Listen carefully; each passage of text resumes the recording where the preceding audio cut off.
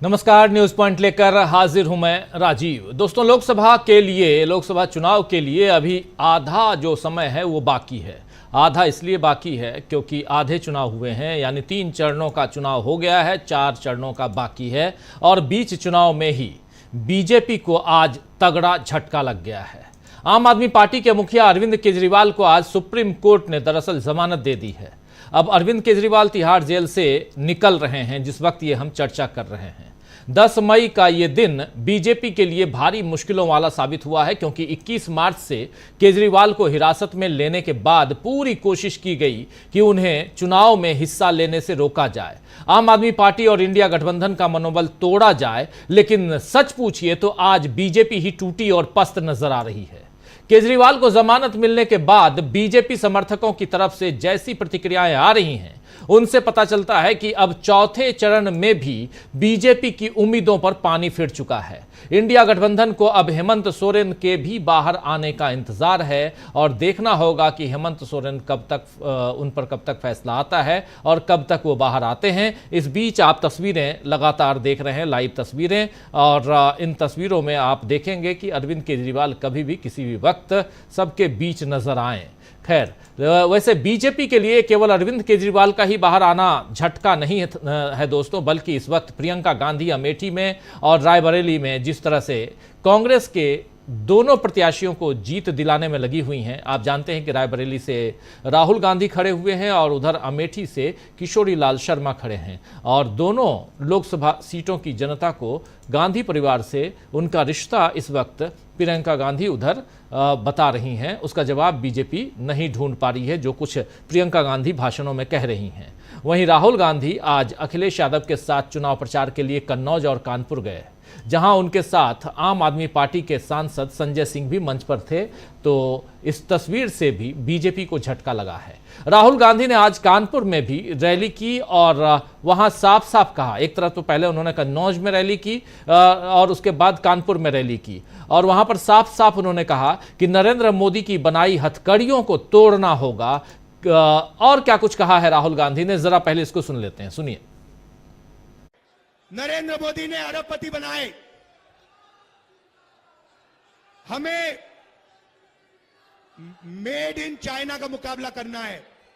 और मैं कानपुर के युवाओं से यह कहने आया हूं, और सिर्फ कानपुर नहीं, ऐसे हिंदुस्तान में बहुत शहर हैं जो मेड इन चाइना का मुकाबला कर सकते हैं, और उनमें से आप एक हो। भाइयों और बहनों, जब तक हमने जो नरेंद्र मोदी वाली हथकड़ियां हैं, जब तक उन हथकड़ियों को हमने नहीं तोड़ा, तब तक मेड इन कानपुर नहीं बन सकता है। मैं आपको प्लान देने आया हूं।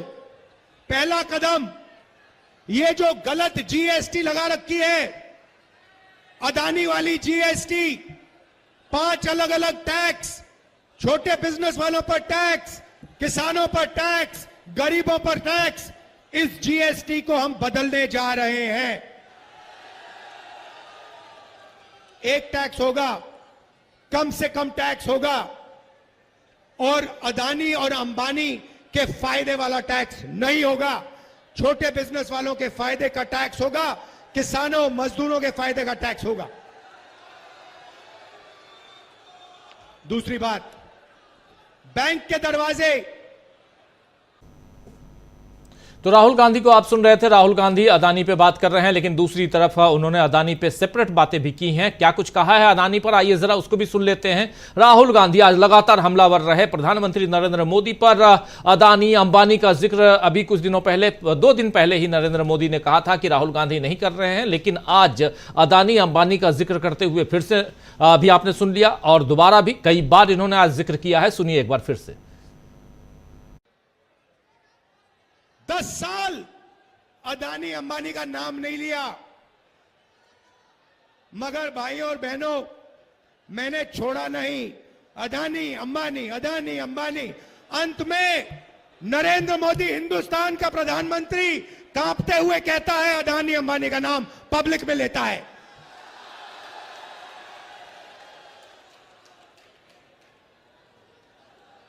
अदानी और अंबानी का नाम जिस दिन प्रधानमंत्री ने ऐसे स्टेट से ले ली, उस दिन हिंदुस्तान के प्रधानमंत्री ने हार मान ली। मैं बता रहा हूं, आप लिख लो, मीडिया वाले लिख लो, नरेंद्र मोदी हिंदुस्तान का प्रधानमंत्री नहीं बन सकता है।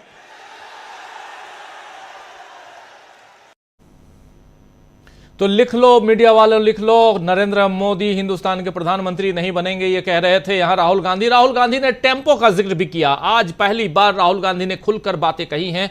टेम्पो से कैसे, टेम्पो का जिक्र क्यों आ रहा है? इसलिए क्योंकि प्रधानमंत्री नरेंद्र मोदी ने कहा था कि अदानी अंबानी से जो काला धन है वो टेम्पो में भर भर कर शहजादे लेके गए हैं, यानी राहुल गांधी लेकर गए हैं। उसी टेम्पो का जिक्र करते हुए राहुल गांधी, सुनिए। कोविड आता है, वेंटिलेटर नहीं है, ऑक्सीजन नहीं है, गंगा में लाशों के ढेर, और नरेंद्र मोदी की पार्टी कोविड वैक्सीन बनाने वालों से जब आप लोग मर रहे थे तब पैसा ले रहे थे। करोड़ों रुपए नरेंद्र मोदी की पार्टी ने कोविड वैक्सीन वालों से पैसा लिया। आप मर रहे थे, उन्होंने आपको कहा थाली बजाओ, आपको कहा थाली बजाओ, आपको कहा मोबाइल फोन की लाइट चलाओ। अदानी को कहते हैं पैसा गिनो, टेम्पो में भेजो मुझे। उनको कैसे मालूम कि अदानी टेम्पो में पैसे भेजता है? कैसे पता उनको? और भाइयों और बहनों, हिंदुस्तान के प्रधानमंत्री, नोटबंदी वाले प्रधानमंत्री ने बोला कि अदानी और अंबानी काला धन देते हैं। तो मोदी जी, अगर अदानी और अंबानी काला धन देते हैं तो आपने उन पर सीबीआई, ईडी की इंक्वायरी क्यों नहीं कराई? क्योंकि वो आपके मित्र हैं।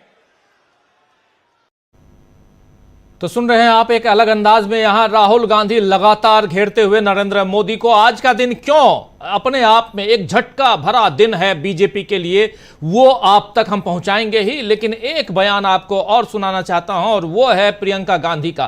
प्रियंका गांधी आज अमेठी में थी और कल रात से वो अमेठी पहुंची हैं और लगातार अमेठी के लोगों से अपनी बातें कर रही हैं। उनको कुछ जगहों पे वो भावुक हो जाती हैं, कुछ जगहों पे अपनी पुरानी बातें याद दिलाती हैं और आज के दौर की बात भी करती हैं। प्रियंका गांधी ने डीवी लाइव से भी आज चर्चा की है। हमारी सहयोगी बुशरा खानम ने भी प्रियंका गांधी से बात की है, वो भी आप तक हम पहुंचाएंगे। लेकिन उससे पहले प्रियंका गांधी ने इस जनसभा को संबोधित करते हुए क्या कुछ कहा है, उसका एक छोटा सा अंश सुनिए।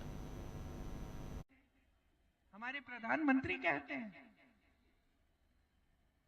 सब कुछ कहते हैं, गलत शलत झूठ गुमराह करने वाली बातें आपको बताएंगे कि कांग्रेस पार्टी आपकी भैंस चुराने वाली है, आपके गहने चुरा के किसी और को दे देगी, सब कुछ सारी बातें करते हैं दुनिया भर की, लेकिन रोजगार की बात नहीं करते। महंगाई कैसे कम होगी उसकी बात नहीं करते। आपको आत्मनिर्भर कैसे बनाएंगे वो बात नहीं करते। आप किसानों के लिए कौन सी स्कीम लाए हैं वो बात नहीं करते। क्यों? क्योंकि उनका सारी उनकी जो योजना है वह यही है कि आपको गुमराह करके आपसे वोट लेना है, बस। किसी भी हालत में, किसी भी तरीके से वोट लेके सत्ता में रहना है। और ऐसा भी है कि जब वोट नहीं मिलता है और किसी प्रदेश में कांग्रेस की सरकार आ जाती है तो विधायकों को खरीद खरीद के सरकार गिराते हैं और अपनी सरकार बनाते हैं। सत्ता से इतना। तो आप सुन रहे थे दोस्तों, इधर एक तरफ राहुल गांधी गरज रहे हैं तो दूसरी तरफ प्रियंका गांधी भी बरस रही हैं। और इस बीच अब अरविंद केजरीवाल भी जेल से बाहर आ चुके हैं और वो भी गरज रहे हैं, बरस रहे हैं और सीधी अपनी चुनौती पेश कर रहे हैं नरेंद्र मोदी पर। चलिए सीधे ले चलते हैं आपको तिहाड़ जेल के बाहर, जहां अरविंद केजरीवाल अब मौजूद हैं और जनता को संबोधित कर रहे हैं। और अरविंद केजरीवाल भी गरज रहे हैं और साफ साफ अपनी चुनौती जो है पेश कर रहे हैं। और ये चुनौती पेश करते हुए आप देखिए, एक तरफ उधर बिहार में देखिए तो तेजस्वी यादव, इधर उत्तर प्रदेश में देखिए तो अखिलेश यादव, दिल्ली में अब अगले 21 दिनों तक सीधे गरजते हुए आप देखेंगे दिल्ली और पंजाब में अरविंद केजरीवाल को, और इधर राहुल गांधी, प्रियंका गांधी को आप देख ही रहे हैं। चलते हैं सीधा अरविंद केजरीवाल क्या कुछ कह रहे हैं जेल से निकलने के बाद, सुनिए। और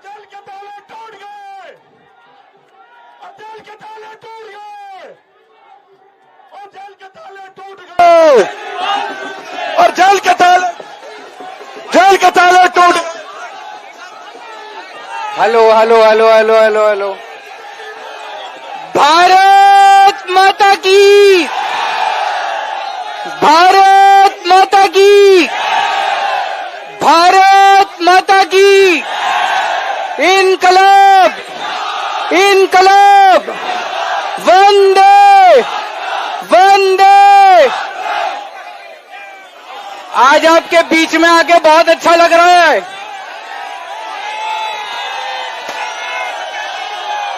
मैंने कहा था ना मैं जल्दी आऊंगा, मैंने कहा था ना जल्दी आऊंगा, आ गया। सबसे पहले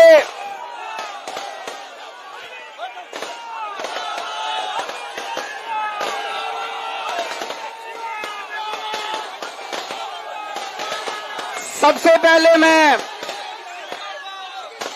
हनुमान जी के चरणों में वंदना करना चाहता हूं। हनुमान जी के आशीर्वाद से, हनुमान जी के आशीर्वाद से आज मैं आप सब लोगों के बीच में हूं।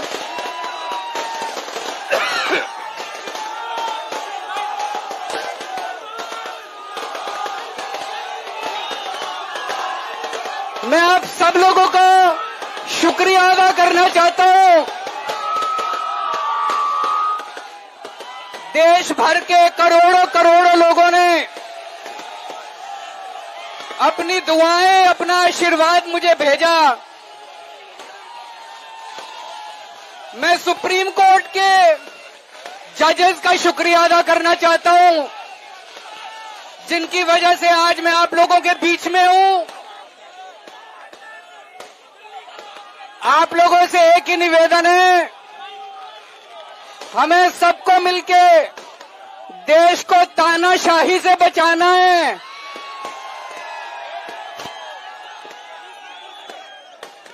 मैं तन मन धन से लड़ रहा हूं, संघर्ष कर रहा हूं तानाशाही के खिलाफ, लेकिन 140 करोड़ लोगों को तानाशाही से लड़ना पड़ेगा। आज आपके बीच में आके बहुत अच्छा लग रहा है। कल सवेरे 11 बजे कनॉट प्लेस हनुमान मंदिर में मिलेंगे। हनुमान मंदिर के हनुमान जी के आशीर्वाद लेने जाएंगे, हनुमान जी के दर्शन करने जाएंगे। और कल 1 बजे पार्टी ऑफिस में प्रेस कॉन्फ्रेंस होगी। कल 11 बजे कनॉट प्लेस हनुमान मंदिर में सब लोग आना, ज्यादा से ज्यादा हनुमान जी के दर्शन करेंगे। और 1 बजे पार्टी ऑफिस में प्रेस कॉन्फ्रेंस होगी। आप सब लोगों का तहे दिल से बहुत बहुत शुक्रिया। तो सुन रहे थे आप, तहे दिल से बहुत बहुत शुक्रिया इन्होंने कह दिया। अरविंद केजरीवाल जैसे ही जेल से बाहर निकले, कार की छत पर बैठकर इन्होंने जनता को, अपने समर्थकों को संबोधित किया और बता दिया कि आगे क्या कुछ करने वाले हैं। कल 11 बजे हनुमान मंदिर जाएंगे और 1 बजे प्रेस कॉन्फ्रेंस करेंगे। इसके अलावा अभी यहां से अरविंद केजरीवाल सीधे अपने घर जाने वाले हैं, जहां उनके घर को सजा दिया गया है फूलों से। और वहां एक तरफ, यानी कि एक बड़ा झटका कह सकते हैं इंडिया गठबंधन की तरफ से, इंडिया गठबंधन और भी मजबूत हो गया है, क्योंकि इंडिया गठबंधन का एक तेज तर्रार नेता आज जेल से बाहर आ गया है और ये 1 तारीख तक रहेंगे बाहर, अरविंद केजरीवाल। लेकिन इतना इंपॉर्टेंट है, ये जो 21 दिन है कितना महत्वपूर्ण है उसको आप समझ सकते हैं। पार्टी ऑफिस, आम आदमी पार्टी ऑफिस के बाहर, दफ्तर के बाहर जो आप देख रहे हैं तस्वीरें, ये आप तक सीधी आ रही हैं तस्वीरें वहां से। तो ये तस्वीरें अभी आएंगी और एक तरफ उत्साह का वातावरण है, दूसरी तरफ आप राहुल गांधी को गरजते हुए सुन रहे थे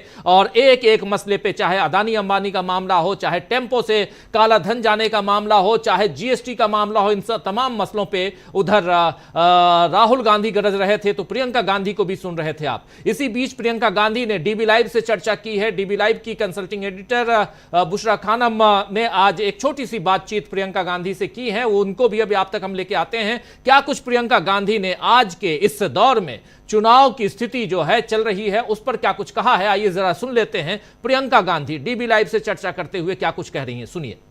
प्रियंका गांधी जी मेरे साथ मौजूद हैं। प्रियंका जी, अभी आपने एक सभा को अभी संबोधित किया और लगातार मैंने आपकी 3 सभाएं देखी, 12 सभाएं आज आप कर रही हैं। इतनी मेहनत आप कर रही हैं, रायबरेली से अमेठी, अमेठी से रायबरेली। क्या वाकई में आप राहुल गांधी और केएल शर्मा जी के लिए माहौल उस तरह से बना पा रही हैं? बिल्कुल, माहौल तो है। मैं बनाऊं ना बनाऊं, माहौल है, दोनों के लिए माहौल है, दोनों जीतेंगे। और मेहनत तो हमेशा करते हैं हम, ये कोई नई बात नहीं है। अभी मैंने देखा जिस तरह से आप लोगों से बात करती हैं वो एक तरह का डायलॉग होता है। वहीं बैठे बैठे लोग आपसे शिकायत कर रहे थे, वहीं आप उसका जवाब दे रही थी। तो ये जो एक अलग तरह की हम देखते हैं, बहुत सारी हम लोग सभाएं कवर करते हैं, वो अलग देखने के लिए मिलता है। तो इससे क्या आपको लगता है कि डायरेक्ट लोग आपसे कनेक्ट हो पाते हैं और शिकायतें वहीं, और क्या उसका निवारण भी वहीं हो पाता है?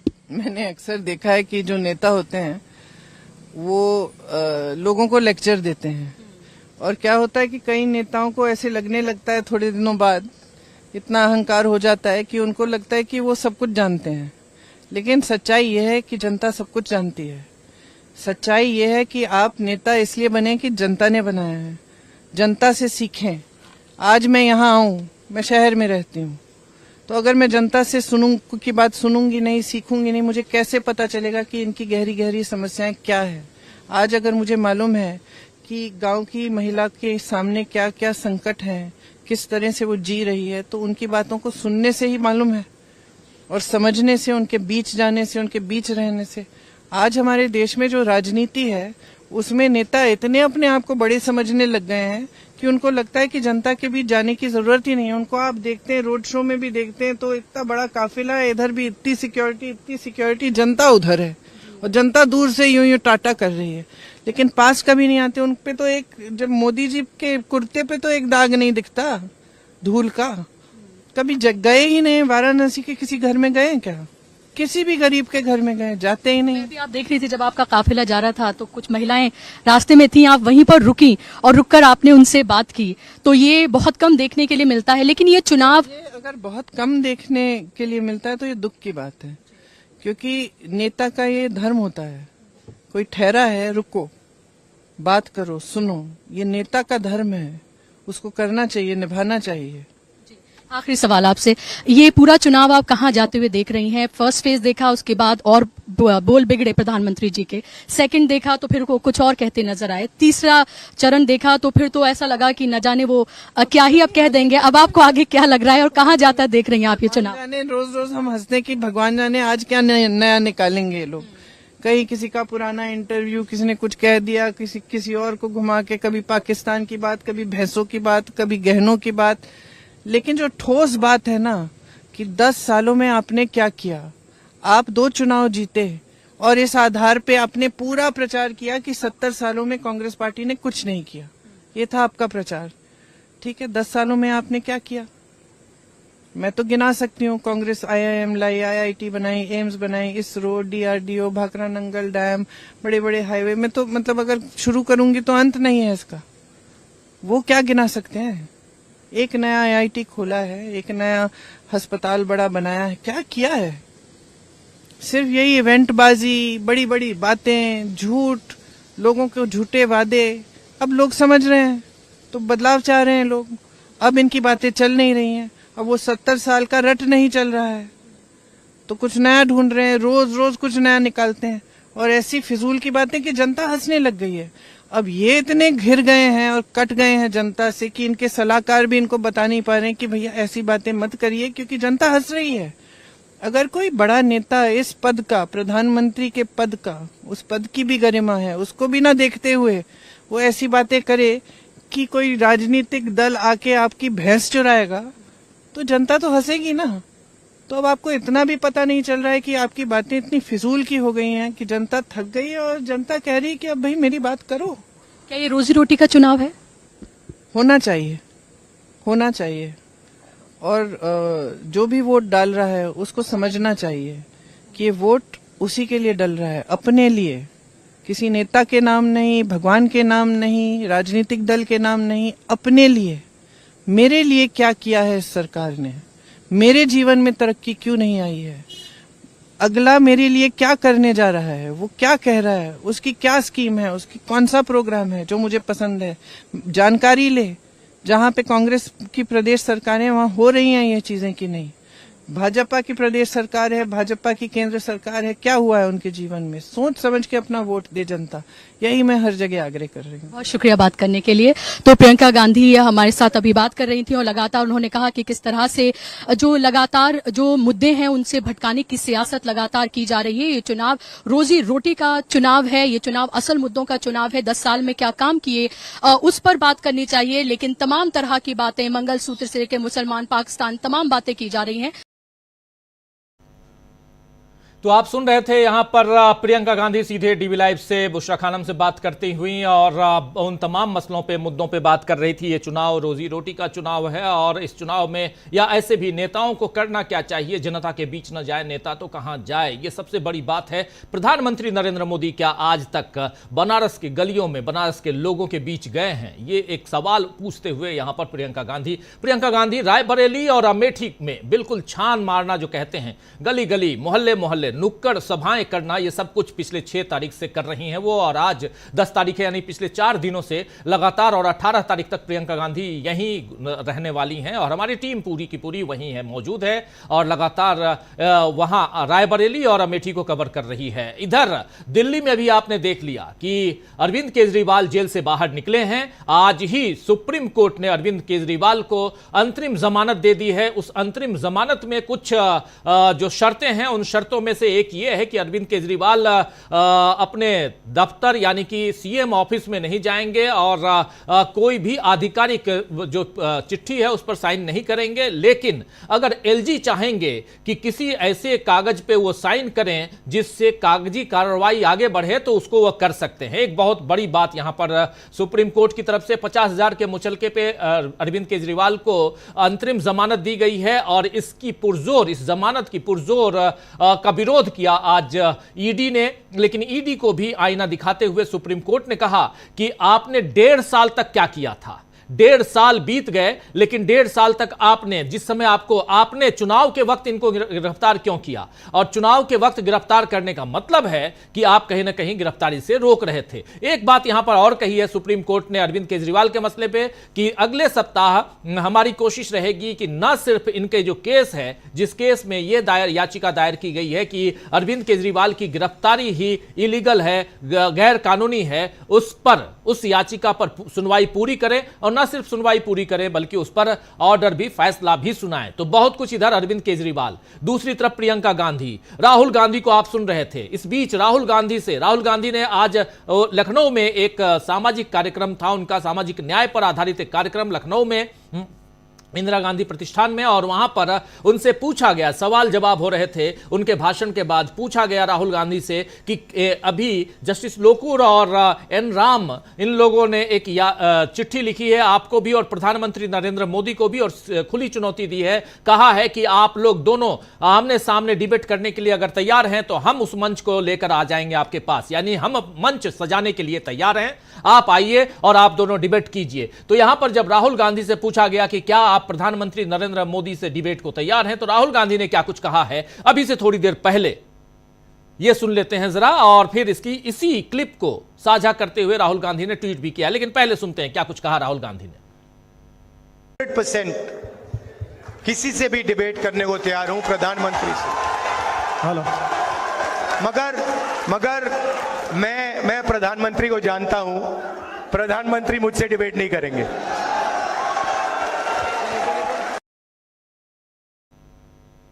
तो जहां तक मैं जानता प्रधानमंत्री को, प्रधानमंत्री मुझसे डिबेट नहीं करेंगे। राहुल गांधी कह रहे थे लखनऊ में, तो कन्नौज कानपुर फिर लखनऊ, राहुल गांधी लगातार, और उधर अमेठी और रायबरेली में प्रियंका गांधी, और इधर दिल्ली में अब गरज रहे हैं अरविंद केजरीवाल।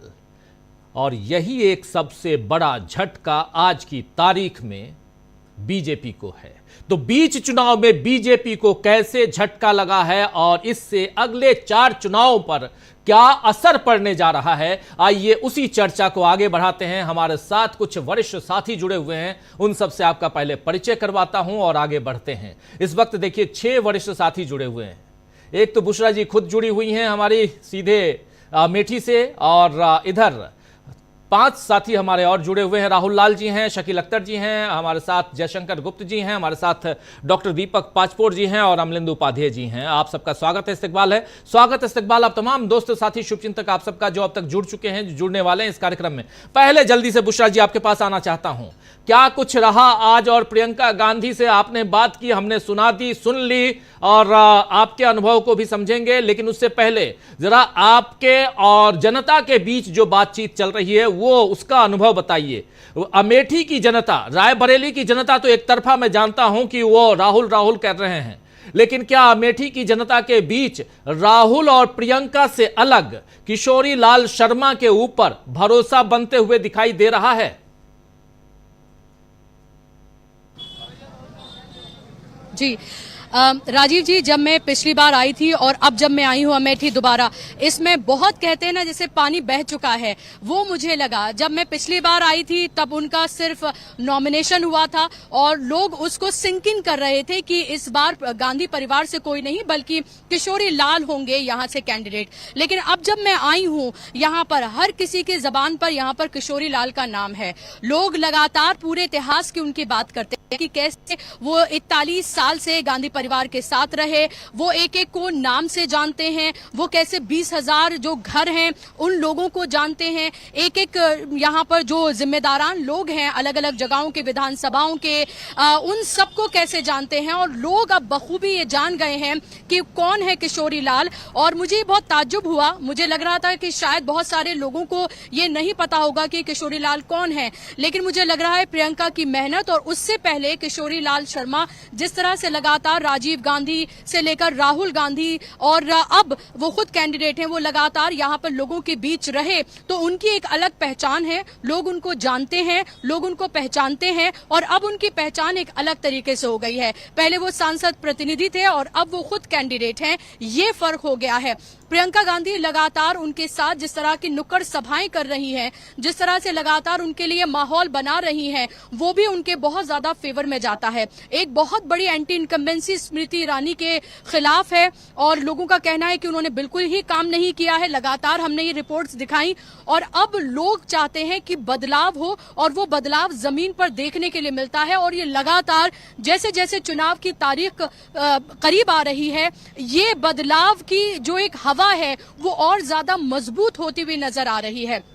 हमने लगातार रिपोर्ट चलाई, कल से जब से हम यहाँ पर आए हैं लगातार हम लोगों से बात कर रहे हैं और आज तो लगातार सुबह से लेकर और अब तक मैं प्रियंका गांधी के एक तरह से कह सकते हैं कि साथ ही रही। जहां जहां उनकी सभाएं थी वहां वहां हम उनके साथ रहे और अभी भी जहां मैं गांधीनगर में जो मौजूद हूं, ये अमेठी लोकसभा का जो क्षेत्र है, अब से कुछ ही देर में प्रियंका गांधी यहीं पर आने वाली हैं और उनकी यहाँ पर नुक्कड़ सभा है। और राजीव जी, मेरे लिए भी एक तरह का एक्सपीरियंस था जो मैंने आज पूरा देखा कि किस तरह से 1, 2, 3, 4, 5 नहीं बल्कि 12 नुक्कड़ सभाएं हैं प्रियंका गांधी की। और एक से लेकर दूसरी, दूसरी लेकर तीसरी सभा में वो कैसे जाती हैं और कैसे वहां से लोगों से वो इंटरेक्ट करती हैं, कैसे वो डायलॉग करती हैं, मोनोलॉग नहीं करती हैं। लोग वहीं उनके सामने अपनी परेशानियों को बताते हैं और वहीं के वहीं वो कोशिश करती हैं कि किसी न किसी तरीके से उन समाधान की तरफ उनकी परेशानी जाए। दो चीजें मैं आपसे शेयर करना चाहूंगी। जब हम उनके काफिले को ट्रैक कर रहे थे तो एक जगह 10-12 महिलाएं उनका इंतजार कर रही थी, उनको लेट हो रहा था, लेकिन उन्होंने अपने काफिले को वहां पर रोका, उन महिलाओं से बात की, उनकी परेशानियों को सुना। फिर जब वो आगे बढ़ी, दूसरी सभा से जब वो आगे बढ़ रही थी, तब फिर महिलाएं कुछ थी, फिर वो रुकी, फिर उनसे बात की। और उसके बाद ऐसे ही एक और सभा में हुआ कि एक महिला ने बताया कि कैसे उनके बच्चे के साथ क्या कुछ हुआ, तो वो बाकायदा तौर पर अपनी सभा से उनके घर पर गई। घर पर जाके बंद कमरे में सिर्फ किशोरी लाल जी थे, प्रियंका गांधी थी और परिवार के लोग थे जिनकी समस्या वो सुन रही थी। कोई मीडिया नहीं था, कुछ नहीं था, और बंद कमरे में उन्होंने उनकी परेशानी को सुना। तो मैं आपको इससे ये बताने की कोशिश कर रही हूं कि ये रिश्ता है गांधी परिवार का अमेठी और रायबरेली के लोगों से, और इसीलिए हर किसी की जबान पर यहाँ पर गांधी परिवार का नाम रहता है। वो चाहे किशोरी लाल अभी कैंडिडेट हो, लेकिन उनका ये कहना है कि वो चेहरे हैं और लगातार प्रियंका गांधी उनके साथ जिस तरह से मजबूती से खड़ी हैं। और आप जब लोगों से यहाँ पर बात करेंगे, पिछली बार भी मैंने देखा था और इस बार का भी एक्सपीरियंस है, लोग कहते हैं पंजे को वोट करेंगे। तो यहाँ पर अगर कोई चीज मायने रखती है तो वो है प्रियंका गांधी का नाम, गांधी परिवार का नाम और कांग्रेस का चुनाव चिन्ह यानी कि पंजा। और यहाँ पर लग रहा है कि किशोरी लाल जी ने बहुत जिस तरह से लगातार 40-41 साल जो यहाँ पर काम किया है, उनका एक बेस है, लोग उन्हें जानते हैं, पहचानते हैं। और जितना गांधी परिवार के नाम पर वो वोट करेंगे, कांग्रेस के नाम पर वोट करेंगे, उतना ही मुझे लग रहा है कि किशोरी लाल जी के नाम पर भी वो वोट करेंगे। और उसके साथ साथ जो एंटी इनकम्बेंसी है स्मृति ईरानी के नाम पर, कभी वो झांकी नहीं। लगातार मैंने लोगों से बात की कि वो कभी लोगों के बीच आकर लोगों की समस्याओं को उन्होंने कभी नहीं सुना। जो वादे किए वो जुमले साबित हुए और ये नाराजगी नजर आती है। और ये भी नजर आता है राजीव जी कि जो प्रियंका गांधी ने कहा था कि 18 तारीख 5 बजे तक मैं यहीं आप लोगों के बीच में रहूंगी और मेरे दरवाजे हमेशा आप लोगों के लिए खुले हैं। ये कोई आसान बात नहीं होती है कि एक दिन में 12 नुक्कड़ सभाएं, ये उस तरह की सभाएं नहीं होती हैं जैसे हमारे प्रधानमंत्री या फिर गृह मंत्री या फिर योगी आदित्यनाथ करते हुए नजर आते हैं, बल्कि छोटी छोटी सभाएं होती हैं। अपनी सिक्योरिटी का ख्याल ना रखते हुए बिल्कुल लोगों के बीच में खड़े होकर, लोगों के बीच में और प्रियंका गांधी के बीच में कोई दूरी नहीं होती है। और वहां वो न सिर्फ बात करती हैं बल्कि वहीं माइक देती हैं वहीं लोगों को और उनसे बात करती हैं, उनकी समस्याओं को सुनती हैं और वहीं जवाब देती हुई नजर आती हैं। और यही वजह है कि प्रियंका गांधी और गांधी परिवार से लोगों का प्रेम यहाँ पर देखने के लिए मिलता है। अभी जब मैं इससे पहले नसीराबाद में मौजूद थी, वहां पर राजीव गांधी की एक मूर्ति है। वहां पर किसी ने उन्हें बताया कि यहाँ पर जो एक पूरी कॉलोनी है वो राजीव गांधी ने बसाई थी और यहाँ पर राजीव गांधी की एक मूर्ति है। तो वो पूरी अपनी सिक्योरिटी को एक तरह से मैं कह सकती हूँ कि ब्रीच करते हुए वो पूरी भीड़ के साथ वहां पर जाती हैं और वहां पर जाकर वहां पर मालारोपण करती हैं और फिर दौड़ लगाती हुई, लिटरली मैंने देखा है वो दौड़ी हैं, दौड़ लगाती हुई वो अपनी गाड़ी की तरफ जा रही हैं। बहुत सारी सभाएं मैंने तमाम नेताओं की कवर की हैं, अलग अलग लोगों से मैं नेताओं से मैं बात करती हूं, लेकिन जो मैंने आज देखा है वो मेरे लिए भी एक बड़ा एक्सपीरियंस था। और वो जो मैंने देखा वो जाहिर सी बात है कि बहुत कम या मैं कहूं ना के बराबर या कभी मैंने नहीं देखा जिस तरह की पूरी पर्सनालिटी प्रियंका गांधी की है, जैसे वो इंटरेक्ट करती हैं, जैसे वो लोगों के बीच में रहती हैं और जिस तरह की मेहनत वो फिलहाल अमेठी और रायबरेली में करती हुई नजर आ रही हैं। और बिना माइक के भी वो लोगों के बीच, बिना लाइट के टॉर्च की या फिर मोबाइल की लाइट से वो लोगों से बात करती हुई नजर आ रही हैं। और मुझे लग रहा है कि जो माहौल प्रियंका गांधी ने यहाँ पर बनाया है वो जरूर भारतीय जनता पार्टी के लिए बहुत परेशानी की बात है। जी जी जी बुशरा, आप बने रहिए और जरा चलते हैं अपने तमाम साथियों के बीच और एक एक कमेंट जल्दी से लेना चाहता हूं। शकील अख्तर जी, यहां से लेके राहुल गांधी, उधर प्रियंका गांधी, इधर अब अरविंद केजरीवाल, यानी दाल में तड़का, ये माना जाए? बहुत बढ़िया बुशरा ने आज जिस तरह से कवर किया और जिस तरह प्रियंका गांधी से बात करी वो बहुत ही अच्छी रही। देखिए, ये जो प्रियंका गांधी की वहां पे रैलियां होती हैं, आज बुशरा ने बताया कि 12 नुक्कड़ सभाएं हैं, अभी वो देखेंगी कि इसकी संख्या 15, 16 और 18 तक जाएगी। प्रियंका गांधी वाकई जिस तरह से कैंपेन करती हैं वो अपने आप में एक बहुत ही अनोखी चीज होती है और हर जगह वो नुक्कड़ सभा को संबोधित करने के बाद वहां पे जो युवा मौजूद हैं उनसे अलग से बात करती हैं, जो महिलाएं उनसे अलग बात करती हैं। और जब उन्हें डीबी लाइव दिख जाता है या बुशरा जैसी रिपोर्टर दिख जाती है तो उनसे अलग से बात कर लेती है वो। तो ये सारी खूबियां जो हैं ये प्रियंका में है, और वाकई बुशरा ने सही कहा कि ऐसी चीजें और किसी नेता में देखने को नहीं मिलती हैं। अब एक दूसरी बात हम करना चाहेंगे, वो है केजरीवाल की। देखिए, केजरीवाल का आज जो बेल हुआ है वो मोदी सरकार के ऊपर एक बहुत बड़ा झटका है। और जो अभी आप बता रहे थे कि ईडी ने इनका विरोध किया बहुत ज्यादा, लेकिन ईडी से ज्यादा विरोध तो मीडिया ने किया है। और अभी भी जो मीडिया जो है, गोदी मीडिया जिसे कहते हैं, वो तिलमिलाया हुआ है कि केजरीवाल को बेल कैसे मिल गई।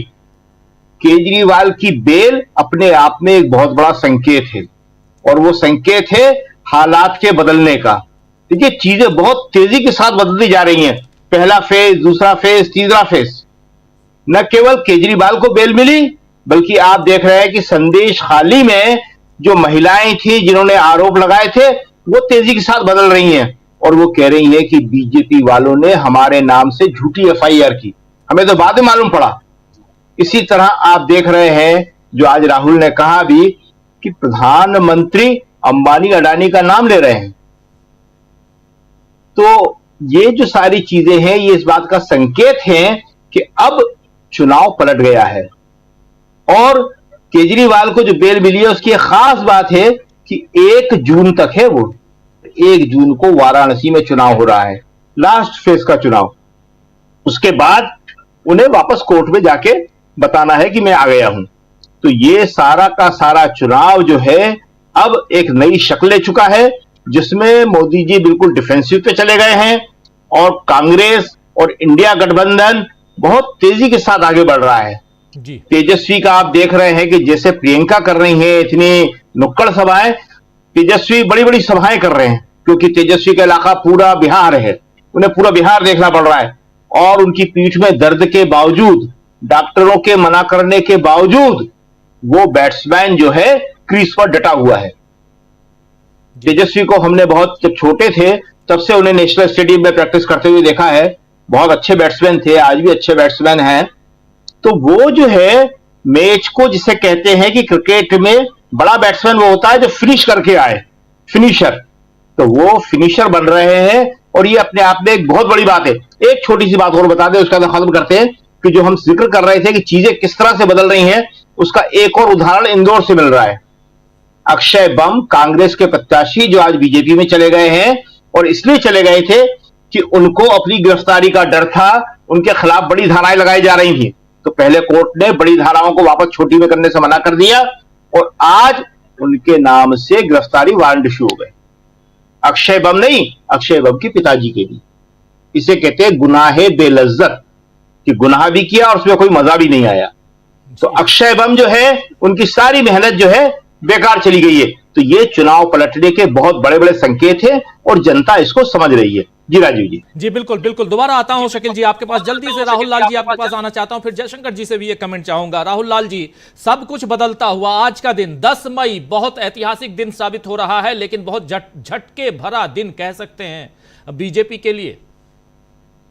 नहीं राजीव जी, बीजेपी के लिए झटके वाले नहीं, आप कह लीजिए कि महा झटके वाला दिन है, और उनके उल्टी गिनती को बिल्कुल सुनिश्चित करने वाले दिन के रूप में 10 मई 2024 के चुनाव के लिए एक ऐतिहासिक दिन के रूप में मैं देखता हूं। केजरीवाल के बाहर निकल जाने का मतलब केवल बाहर निकल जाना नहीं है। सुप्रीम कोर्ट की जो टिप्पणियां है, वो टिप्पणी हम लोगों को उस बात को प्रमाणित करती है, विपक्ष की उस बात को प्रमाणित करती है कि ईडी, इनकम टैक्स और तमाम जो संस्थाएं वो किस तरह से उसका दुरुपयोग हो रहा है। भाई कहां से 1.5 साल से आप कहां सोए हुए थे? तो वो जो टिप्पणियां है कि आखिर चुनाव के समय में ही विपक्ष के नेताओं की गिरफ्तारी क्यों, उस सवाल का पूरा जवाब आज कहीं कहीं हम लोगों के सामने है। और मैं मानता हूं कि केजरीवाल जी की जिस तरह से आज रिहाई हुई है अचानक से चुनाव के बेले पे, इससे दिल्ली में अब एक भी सीट क्या भारतीय जनता पार्टी जीत सकेगी, वो पहले से ही डरी हुई थी राजीव जी। उन्होंने मनोज तिवारी को छोड़ के 6 के 6 कैंडिडेट बदल दिए थे। मनोज तिवारी के सामने में कन्हैया कुमार है। दिल्ली अब दिल्ली जो 2014 और 2019 में दिल्ली ने जो संकेत दिए थे वो चैप्टर अब बंद है राजीव जी। दिल्ली से अब 7 के 7 लोकसभा सीटें अब सीधे आपको टीम इंडिया के खाते में जाते हुए दिखेंगी। और दूसरी चीज, जो राहुल गांधी ने जो बयान दिया है राजीव जी कि एक तरह से इस चुनाव में कहीं न कहीं उत्तर प्रदेश में तूफान की स्थिति है। राहुल गांधी ने बिल्कुल सही चीज कहा है। देखिए, बिहार के मामले में जो चीजें होनी थी वो एकदम बिल्कुल हम लोग को पहले से नजर आ रहा था कि बिहार में तेजस्वी यादव और जो कांग्रेस का गठबंधन है, वहां पे महागठबंधन काफी सफल महागठबंधन है। नीतीश कुमार जी के जाने से उल्टे इस गठबंधन पर लाभ हुआ है, बीजेपी को नुकसान है। लेकिन सबसे आश्चर्यजनक मामला जो है, महाराष्ट्र का मामला भी आश्चर्यजनक मैं नहीं मानता, कर्नाटक का मामला भी मैं आश्चर्यजनक नहीं मानता, लेकिन जो पिछले 3 चरण के चुनाव संपन्न हुए उत्तर प्रदेश के, और 3 चरण में आप सोच के देखिए कि 36 सीटों पर चुनाव हो चुका है। प्रथम चरण में 8, दूसरे चरण में 8, तीसरे चरण में 10 सीटों पे, और इन 36 सीटों में से अधिकांश सीटें सीधे सीधे टीम इंडिया के खाते में जा रही है। एक तरह से उत्तर प्रदेश जो बीजेपी का गढ़ रहा 2014 में, 2019 में, जहां पे 80 लोकसभा सीटों पर, अधिकांश सीटों पर बीजेपी कामयाबी के झंडे गाड़ रही थी, वो झंडे उलटते हुए दिख रहे हैं। सबसे महत्वपूर्ण चीज कि चौथे चरण में 13 लोकसभा सीटों पर चुनाव होने जा रहा है राजीव जी, और वहां का एक ही मुद्दा आता, 13 एक्रॉस किसी भी लोकसभा सीट पे जाइए, जातिगत जनगणना, सामाजिक न्याय, ये तमाम मुद्दे राहुल गांधी उठाते हुए रहे हैं। आरक्षण का मामला, संविधान की सुरक्षा का मामला। इसलिए राहुल गांधी जी ने जो चीज कही है कि उत्तर प्रदेश बीजेपी के लिए एक ऐसा जगह बना हुआ है, उन्होंने तो तूफान कहा है, हमें लग रहा है मैं तूफान भी नहीं देख रहा हूं राजीव जी। उत्तर प्रदेश में सुनामी की स्थिति है टीम इंडिया के लिए। इसलिए वो जैसे जैसे चरण में चुनाव आगे बढ़ता चला जा रहा है, उत्तर प्रदेश में बीजेपी कहीं कहीं डब्बा गोल होने की स्थिति की तरफ जा रहा है। हम लोग अनुमान लगाते थे कि कहां तक जा सकते हैं, 40 पे रुकेगी बीजेपी, कहां रुकेगी, लेकिन अब वो अनुमानों से परे की स्थिति बन चुकी है। भारतीय जनता पार्टी के पास कोई ऐसा प्लान नहीं है जहां से वो उत्तर प्रदेश के भारी भरकम सीटों के नुकसान की वो भरपाई कर सके, और हमें लग रहा है इनके आखिरी कील जो कहते हैं ना कि वो ठोकने का काम, वो उत्तर प्रदेश भी कर रहा है, बिहार तो कर ही रहा है, महाराष्ट्र कर ही रहा है अलग अलग चरणों में राजीव जी। जी बिल्कुल बिल्कुल बिल्कुल, दोबारा आते हैं जल्दी जल्दी। कमेंट में चाहता हूं ओपनिंग कमेंट सबसे ले लिया जाए, और आना चाहता हूं जयशंकर जी आपके पास। जयशंकर जी के पास जरा आऊं, आपसे पहले एक बार जरा उस चीज को रिकैप कर लेते। देखिए, जो तस्वीर अभी हम देख रहे थे अरविंद केजरीवाल की कार की छत पे, ये जो तस्वीर है, इस ऐसी तस्वीर भले राहुल गांधी की ना रही हो, लेकिन राहुल गांधी को भी, उनकी भी जो सांसदी है वो चली गई थी, उनको सजा सुना दिया गया था, ये सब कुछ हमने देखा। सुप्रीम कोर्ट से उन्हें राहत मिली। उसके बाद संजय सिंह को भी हमने ऐसी तस्वीर में देखा, आज अरविंद केजरीवाल को भी हम देख रहे हैं। जरा सुन लेते हैं अरविंद केजरीवाल को, फिर आते हैं और इन सबको जोड़ने की कोशिश करिए, इन सबको जोड़िए, क्लब कीजिए। और जिस दिन से राहुल गांधी सड़क पे उतरे हैं, यानी भारत जोड़ो यात्रा लेकर आए हैं, उसके बाद से इस देश की सियासी तस्वीर कैसे बदल रही है, हवा की दिशा कैसे बदल रही है, वो सब हम यहां पर समझेंगे। और आज की तारीख यानी 10 मई 2024 के लोकसभा चुनाव के लिए कैसे बहुत बड़ा दिन साबित होने जा रहा है, यह भी हम जानेंगे जयशंकर जी से। लेकिन पहले सुन लेते हैं क्या कुछ कह रहे हैं जो साथी बाद में जुड़े हैं। आपको बता दूं, अरविंद केजरीवाल तिहाड़ जेल से बाहर निकल चुके हैं। तिहाड़ जेल से बाहर निकलते ही उन्होंने अपने समर्थकों को संबोधित किया, क्या कुछ कहा है सुनिए।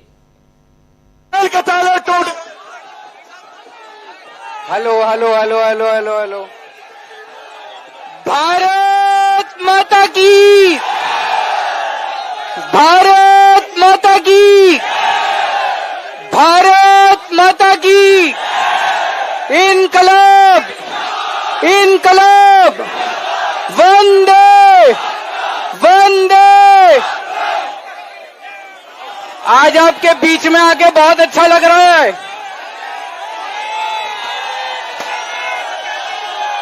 मैंने कहा था ना मैं जल्दी आऊंगा, मैंने कहा था ना जल्दी आऊंगा, आ गया। सबसे पहले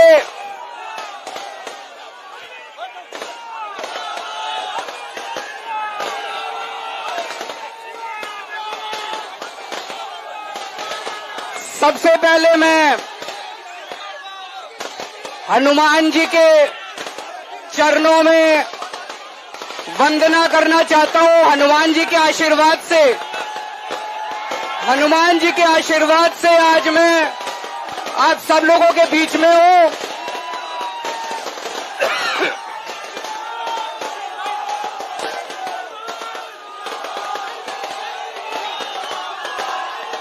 मैं आप सब लोगों का शुक्रिया अदा करना चाहता हूं। देश भर के करोड़ों करोड़ों लोगों ने अपनी दुआएं, अपना आशीर्वाद मुझे भेजा। मैं सुप्रीम कोर्ट के जजेस का शुक्रिया अदा करना चाहता हूं, जिनकी वजह से आज मैं आप लोगों के बीच में हूं।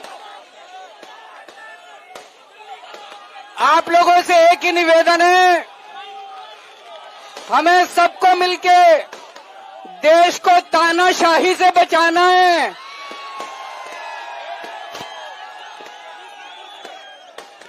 मैं तन मन धन से लड़ रहा हूं, संघर्ष कर रहा हूं तानाशाही के खिलाफ, लेकिन 140 करोड़ लोगों को तानाशाही से लड़ना पड़ेगा। आज आपके बीच में आके बहुत अच्छा लग रहा है। कल सवेरे 11 बजे कनॉट प्लेस हनुमान मंदिर में मिलेंगे। हनुमान मंदिर के हनुमान जी के आशीर्वाद लेने जाएंगे, हनुमान जी के दर्शन करने जाएंगे।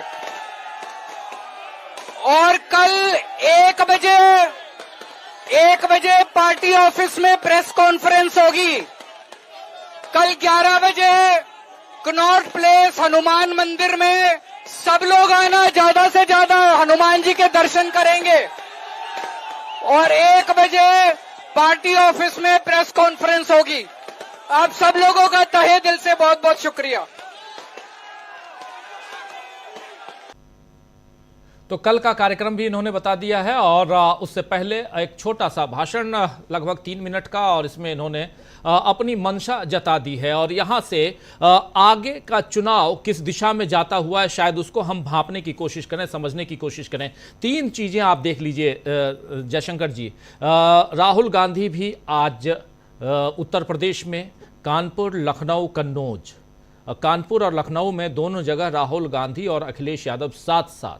उसके बाद आप आइए इधर देखिए, प्रियंका गांधी को अमेठी और रायबरेली लगातार डटी हुई हैं। और इधर अब निकल के आ गए अरविंद केजरीवाल। अरविंद केजरीवाल के निकलते ही जमानत की का ऑर्डर आते ही उधर वेस्ट बंगाल से ममता बनर्जी का पहला ट्वीट आता है।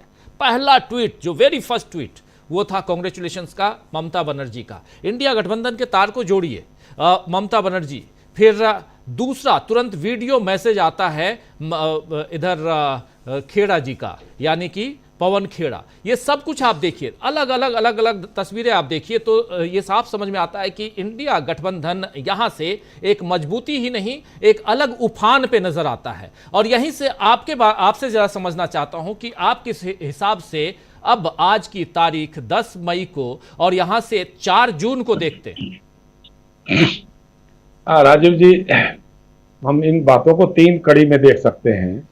एक है कि तकरीबन 40 दिन बाद अरविंद केजरीवाल की रिहाई। दूसरा है अखिलेश यादव और राहुल गांधी की जोड़ी उत्तर प्रदेश में धमाल मचा रही है।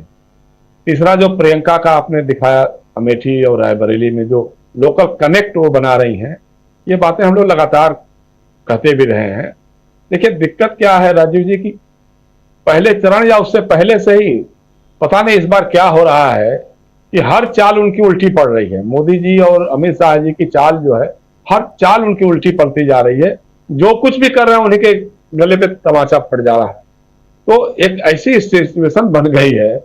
अब सोचिए कि अरविंद केजरीवाल अब आए हैं, अगर राहुल गांधी, अखिलेश यादव, तेजस्वी और अरविंद केजरीवाल अगर एक मंच पे कभी बैठ जाएंगे, या उसमें उद्धव ठाकरे भी आ जाएंगे, अगर रामलीला मैदान में अगर कोई ऐसी रैली हो जाती है, जैसे अभी राहुल कह रहे थे ना कि दिल्ली की अब तो 7 सीटें, हम शुरू से ही कह रहे थे कि दिल्ली में एक भी सीट ऐसी नहीं दिख रही है जिसपे भाजपा बहुत दावे के साथ कह सकती हो कि वो चुनाव जीत जाएगी। लेकिन अब अरविंद केजरीवाल के बाहर आने के बाद दिल्ली नहीं, हरियाणा और पंजाब पूरी तरह से बीजेपी के हाथ से जाता हुआ दिखाई दे रहा है। हरियाणा में देख लीजिए जैसा माहौल बन रहा है, 3 विधायक, निर्दलीय विधायक जो है वो सत्ता का मोह छोड़ करके विपक्ष के खेमे में आ गए। तो इससे बड़ी बदलाव का और संकेत क्या हो सकता है? तो एक तो ये बातें हैं। तो दूसरी बात यह है, जैसे अरविंद केजरीवाल ने अभी जो भाषण में अपने वो थोड़ा हिंदुत्व और मंदिर और मस्जिद का जवाब भी एक तरह से अपने ढंग से दिया कि भाई ठीक, हम हनुमान मंदिर से जाकर शुरू करेंगे, और इनकलाब जिंदाबाद के नारे लगाए तो वंदे मातरम का भी नारा लगा लिया, ताकि भाजपा के लोगों को कुछ खास कहने के लिए बचे नहीं। तीसरा ये कि इनके खिलाफ जब से गिरफ्तारी हुई अरविंद केजरीवाल की, तो दिल्ली की जनता में रोष और सहानुभूति दोनों था। रोष मोदी सरकार के खिलाफ था, सहानुभूति अरविंद केजरीवाल और उनकी पार्टी और उनके अलायंस कांग्रेस के साथ था कि भाई जो आदमी हमारी बेहतरी के लिए काम कर रहा था, जनता के कल्याण के लिए काम कर रहा था, उसको नाहक क्यों गिरफ्तार कर लिया। और जो हम लोग कह रहे थे बार बार कि चुनाव के मौके पर क्यों गिरफ्तार किया, अगर 1.5 साल में आपके पास था तो आप पहले कभी भी गिरफ्तार कर सकते थे। और दूसरी बात यह कि भाई कोई सबूत नहीं मिला, धेले भर का भी सबूत नहीं मिला, कहीं ये नहीं हुआ और आप ऐसे ही गिरफ्तार कर लिया। तो एक तो बात यह है। दूसरी बात, मैंने जब राहुल गांधी की स्पीच सुनी, आपने जो दिखाया, लगातार राहुल गांधी एक बहुत ही परिपक्व नेता के रूप में नजर आ रहे हैं। उनके तकरीरें हम देख रहे हैं जो सोशल मीडिया पे, टेलीविजन तो हम देखते नहीं है, जो सोशल मीडिया पे क्लिपिंग्स देख रहे हैं या जो अलग वाइज हमारे यहाँ जो दिखाई देता है टीवी लाइव में, बहुत ही मैच्योर। कानपुर में आज जो उस आदमी ने नब्ज पकड़ी है, यहाँ जो कभी देखिए, कानपुर को किसी समय भारत का मैनचेस्टर कहा जाता था। जितने कल कारखाने थे, सारा के मतलब एक अलग ढंग का शहर विकसित हो रहा था, लगता था कि सबसे बड़ा महानगर कानपुर बन जाएगा। लेकिन वहां एक एक करके सारे कल कारखाने जहां उत्पादन होता था वो सब बंद होते चले गए, चाहे कॉटन मिल्स जितनी थी या और भी बहुत सारे उद्योग थे, वो सब। अब उसकी जगह पे एक एजेंसी डेवलप होने लगी, कमर्शियल हब बनने लगा कि वो बिजनेस सेंटर बन जाएगा। जो राहुल गांधी कह रहे थे कि हम अब प्रोडक्शन नहीं कर रहे हैं, बल्कि हम एजेंसी का काम कर रहे हैं, दूसरे के चाइनीज माल को लेकर के बेचने का काम कर रहे हैं। तो ये कानपुर के उद्योगपतियों को, मझोले लघु उद्योगपतियों को और वहां काम करने वाले कामगार मजदूरों को बहुत बड़ा मैसेज है कि अगर हम आएंगे तो हमारी प्रायोरिटीज बदलेगी। हमारी प्रायोरिटीज में होगा कि हम कल कारखाने शुरू करेंगे, जहां पे उत्पादन शुरू होगा, ऐसी इकाइयां लगाएंगे। तो अगर उत्पादन शुरू होगा तो फिर जाहिर सी बात है कि उसमें भागीदारी भी बढ़ेगी, श्रमिकों की मांग बहुत बढ़ेगी। तो एक बहुत ही मैच्योर भाषण, मतलब वहां के लोगों को एकदम डायरेक्ट टच करने वाला है। दूसरा ये कि लखनऊ में जो उन्होंने इंदिरा प्रतिष्ठान में कहा कि भाई मैं तो बहस करने के लिए तैयार हूं, लेकिन मोदी जी तैयार नहीं होंगे। भाई मोदी जी देश के पहले प्रधानमंत्री हैं जिन्होंने कभी कोई प्रेस कॉन्फ्रेंस नहीं किया। उन संवाद में उनका कोई यकीन ही नहीं है। वो एकालाप करते हैं, संवाद नहीं करते हैं, एकालाप करते हैं, मन की बात करते हैं, दूसरों से कभी बातें नहीं करते हैं। कभी इंटरव्यू भी देंगे तो खास लोगों की चौकड़ी जो पहले से सवाल लिख के चले जाएंगे, जवाब लिख के आ जाएंगे, फिर दोनों तरफ से डिस्कस हो जाएगा कि भाई इसमें से ये दिखाना है, ये नहीं दिखाना है, ये सब जो तय हो जाएगा उसके बाद वो इंटरव्यू देते हैं। जबकि राहुल गांधी से आप सड़क चलते हुए आप बात कर लीजिए, वहां भी वो आदमी जवाब देता है, हर बातों का जवाब देता है। तो एक उस ढंग का एक डेवलपमेंट हुआ है। दूसरी बात है, तीसरी जो है प्रियंका गांधी का, प्रियंका गांधी के बारे में बहुत मशहूर है कि वो लोकल कनेक्ट बहुत जबरदस्त ढंग से करती है। लोकल लोगों के साथ बातचीत का, उनको अमेठी और रायबरेली में तो भैया भैया कह करके बुलाते हैं। जो महिलाएं हैं या लोग कहते हैं तो बेटा मानते हैं, उनको बेटी मानते हैं, बेटा भी मानते हैं। और वो जिस ढंग से बना रही है, जैसे मैं पहले कहा था, इसी चैनल पे हम लोग बैठे हुए थे कि किशोरी लाल शर्मा अमेठी और रायबरेली की नस नस से वाकिफ हैं, हर सड़क हर गली से वाकिफ हैं, वहां के हजारों हजार लोगों को नाम से जानते हैं। और जो भी गांधी नेहरू परिवार का जो काम रहा है अमेठी और रायबरेली में, ये पिछले 30-40 वर्षों से किशोरी लाल शर्मा ही करते रहे हैं। तो इसलिए उनको का बाहर का कह करके नहीं टाल सकते आप। अब जो देखिए स्मृति ईरानी का बड़बोलापन भी थोड़ा कम हो गया है। अब उनको नहीं, अब उस ढंग से नहीं बोल रही है। पहले तो बहुत बोल रही थी भाग गए, लेकिन अब लग रहा है कहीं यही ना भाग जाए। तो हालत जो आ रही है, अमेठी और रायबरेली दोनों सीटें तो ये जीतेंगे ही जीतेंगे। इसलिए पूरा का पूरा माहौल बदल रहा है। पूरा जो है तीसरे राउंड तक जो बदला, अब इसके बाद भी जो इनको पाने के लिए कुछ नहीं है।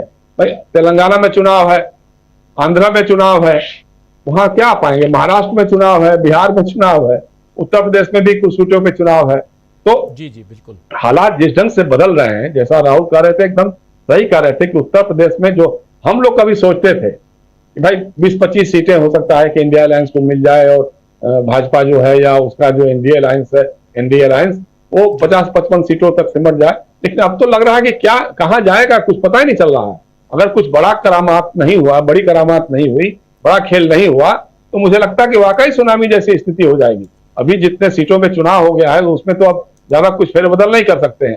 लेकिन आज मुझे ये नहीं दिखाई दिया कि मोदी जी ने क्या कुछ कहा है, क्योंकि मैंने कहा था कि देखिए जितने चरणों के चुनाव संपन्न होते जाएंगे, मोदी जी की भाषा और नफरती और ये होती चली जाएगी। मतलब जिस ढंग की वो बातें कर रहे हैं, कई बार तो सुन करके लगता है, अब जैसे अभी हमने देखा था कि हमारे गृह मंत्री जी बहुत विद्वान चाणक्य कहे जाते हैं वो, अब उन्होंने कहा कि साहब राहुल गांधी की नानी भी आ जाएंगी जी, तो भी सीएए को नहीं बदल सकते हैं। अरे भाई, पता नहीं गुजरात में क्या कहते हैं दादी और नानी को मालूम नहीं है, लेकिन उत्तर भारत की राजनीति कर रहे हो, पता तो रखो कि नानी क्या कौन होती है और दादी कौन होती है।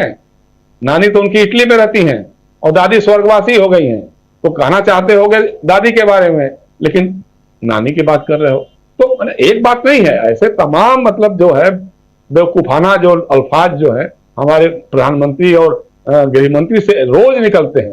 तो मैं वही सोच रहा था कि आज कुछ बोले कि नहीं बोले, वो अभी तक तो कुछ दिखाई नहीं दिया, लेकिन उनके आवाज उनकी बदलती जाएगी, उनके इशूज बदलते जाएंगे।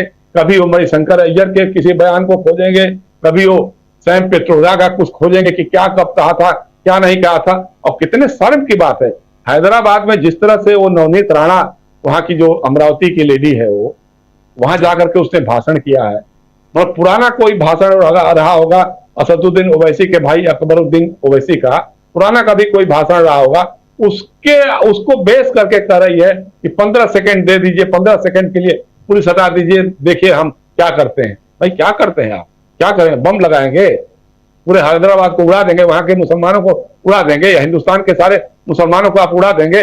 ये हो गई बातचीत। तो लेकिन नरेंद्र मोदी कभी भी अपने इस तरह के जो नेता हैं, उनके जो भाषण है, उनके जो बोल निकल के आते हैं, कभी उसको कंडेम नहीं करते, कभी उसको खंडन नहीं करते हैं। कांग्रेस जो है, जैसे मान लीजिए सैम पित्रोदा की बात आई, तुरंत से दूरी बना लिया, सैम पित्रोदा को ओवरसीज कांग्रेस के अध्यक्ष पद से भी हटा दिया। तो जब भी कभी होता है तो कांग्रेस अपने को डिसोसिएट कर लेती है या स्नब भी करती है। जो इस तरह की बातें करते हैं लोग, उनको स्नब भी करती है। भारतीय जनता पार्टी में आज तक कभी ऐसा हुआ नहीं। रोज मतलब उनका कोई ना कोई सांसद या कोई ना कोई उम्मीदवार कहता फिरेगा कि साहब 400 सीट मिलेगी तो हम संविधान बदल देंगे, लेकिन कभी किसी, या तो आप डिटर्मिन्ड हैं तो कहिए कि भैया हमारा जो उम्मीदवार बोल रहा है उसको हम वापस कर रहे हैं, पार्टी से निकाल रहे हैं, नहीं बोलना चाहिए इस तरह की बात, लेकिन वो आप नहीं कर रहे हैं। तो कहीं ना कहीं लोगों में, और सबसे बड़ी बात यह है राहुल जी, राजीव जी, कि जितनी बातें हो रही हैं मोदी जी और अमित शाह जी के जरिए, जनता में कहीं उस पर कोई चर्चा नहीं है। जनता उसको ले ही नहीं रही है। जनता एक ही सवाल कर रही है कि बेरोजगारी का क्या है, महंगाई का क्या है, कृषि का क्या है, किसानी का क्या है। और इन सब चीजों पे राहुल गांधी और कांग्रेस का जो घोषणा पत्र है वो बहुत अपील कर रहा है लोगों को, युवाओं को, खासतौर से युवा। हम कभी देखे नहीं थे, 2019 के चुनाव में भी हमने बहुत देखा था, लेकिन इस तरह के युवाओं की जो आवाज सोशल मीडिया पे कभी नहीं आती थी, जो आज दिखाई दे रही है। बल्कि हमने कुछ आवाजों को रिट्वीट भी किया था, ट्विटर पर भी डाला था कि भाई देखो आज का युवा ये बातें कर रहा हूं। उस युवा को मंदिर मस्जिद से कोई लेना देना नहीं है, 3 तलाक से कोई लेना देना नहीं है, सीएए कानून से कोई लेना देना नहीं है। उसको लेना है उसके भविष्य से। उसका भविष्य कैसे होगा, उसके पिता का भविष्य जो किसानी करते हैं उनका भविष्य क्या होगा, उसके चाचा और भाई का भविष्य क्या होगा जो सेना में है। सारी चीजें जो है आज डिटरमिन कर रही है, और कहीं ना कहीं भाजपा लगातार पिछड़ती जा रही है और उसमें उसके पास कोई जवाब नहीं है। 10 साल के बारे में कुछ भी बताने को उनके पास रह नहीं गया है, इसलिए अल्लबल भाषा बोल रहे हैं और इसको जनता पसंद नहीं कर रही है। जी राजीव जी, बिल्कुल बिल्कुल। एक तरफ आप देख रहे हैं अरविंद केजरीवाल आज जेल से बाहर निकल चुके हैं, और अरविंद केजरीवाल को लेकर जितनी उम्मीदें उनके जो समर्थक हैं वो अभी तक लगाते रहे हैं, शायद उतनी ही उम्मीदें अब देश की जनता भी लगा रही है, कर रही है। इसलिए क्योंकि अरविंद केजरीवाल एक मजबूत कड़ी दिल्ली और पंजाब के हैं, और दिल्ली, पंजाब, उसके अलावा हरियाणा, ये 3 राज्य महत्वपूर्ण ढंग से अभी चुनाव जिन 3 राज्यों में होना बाकी है, और इन 3 राज्यों के चुनाव समाप्त होते और उसके बाद उधर आखिरी दौर का चुनाव पंजाब में भी, और आखिरी दौर का चुनाव दोस्तों आप जानते हैं वाराणसी में भी है। वाराणसी में नरेंद्र मोदी के सामने जो लोग भी खड़े होना चाह रहे हैं, सवाल वहां पे दूसरे भी उठ रहे हैं कि उनको चुनाव आयोग की तरफ से जो नॉमिनेशन फॉर्म है वो नहीं दिया जा रहा है और श्याम रंगीला आप जानते हैं वो चुनाव लड़ना चाहते हैं। आज उनका एक ट्वीट भी सामने आया था, तो उन सब पे हम चर्चा करेंगे। लेकिन उससे पहले यहां पर जो तस्वीरें आप देख रहे हैं अरविंद केजरीवाल की, इधर आना चाहते हैं। और अरविंद केजरीवाल अभी से थोड़ी देर पहले जब जेल से बाहर निकले हैं तो उन्होंने क्या कुछ कहा, एक बार फिर से सुनाता हूं। और उधर आप जानते हैं कि आज राहुल गांधी लगातार गरज रहे हैं, राहुल गांधी अपनी बातें रख रहे हैं, प्रियंका गांधी रख रही हैं, तेजस्वी यादव उधर रख रहे हैं। ममता बनर्जी के लिए भी अब मैदान खाली नजर आ रहा है। जब से संदेश खाली का जो संदेश है वो नरेंद्र मोदी के खिलाफ जाता हुआ नजर आया, उसके बाद से मैदान उधर पश्चिम बंगाल का भी ममता बनर्जी के लिए खाली नजर आ रहा है। तो पश्चिम बंगाल, बिहार, उत्तर प्रदेश और इधर दिल्ली, पंजाब, हरियाणा, ये सब तरफ आप देखिए तो यहां बीजेपी को झटके पे झटका है। एक बार फिर से सुनते हैं, जैसे ही निकल के आए अरविंद केजरीवाल उन्होंने क्या कुछ कहा है ये सुनते हैं और फिर चर्चा को आगे बढ़ाएंगे। हमारे साथी डॉक्टर दीपक पाचपोर जी के पास आना चाहेंगे फिर उसके बाद, लेकिन पहले सुनते हैं अरविंद केजरीवाल कार की छत पर और अपनी बात और सीधा एक पैगाम नजर यहां देते हुए, एक मैसेज देते हुए अपने समर्थकों के बीच, इस देश की जनता के बीच और सबसे ज्यादा बीजेपी को संदेश देते हुए। सुनिए क्या कुछ कह रहे हैं Arvind Kejriwal. Hello hello hello hello hello hello, Bharat माता की, भारत माता की, भारत माता की, इनकलाब, इनकलाब, वंदे वंदे। आज आपके बीच में आके बहुत अच्छा लग रहा है।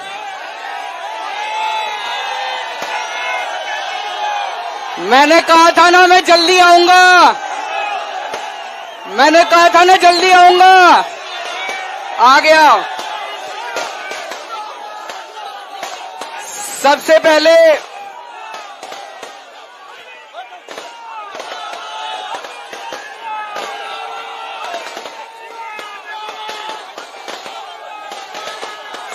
पहले मैं हनुमान जी के चरणों में वंदना करना चाहता हूं। हनुमान जी के आशीर्वाद से, हनुमान जी के आशीर्वाद से आज मैं आप सब लोगों के बीच में हूं।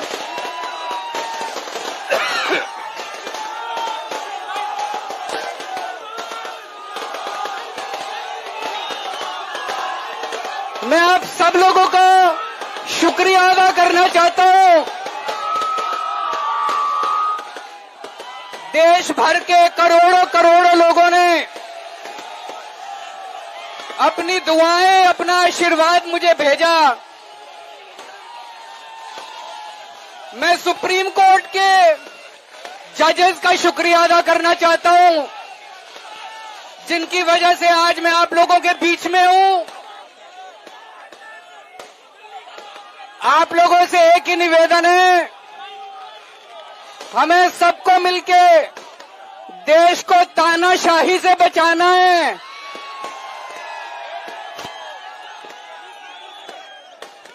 मैं तन मन धन से लड़ रहा हूं, संघर्ष कर रहा हूं तानाशाही के खिलाफ, लेकिन 140 करोड़ लोगों को तानाशाही से लड़ना पड़ेगा। आज आपके बीच में आके बहुत अच्छा लग रहा है। कल सवेरे 11 बजे कनॉट प्लेस हनुमान मंदिर में मिलेंगे। हनुमान मंदिर के हनुमान जी के आशीर्वाद लेने जाएंगे, हनुमान जी के दर्शन करने जाएंगे। और कल 1 बजे पार्टी ऑफिस में प्रेस कॉन्फ्रेंस होगी।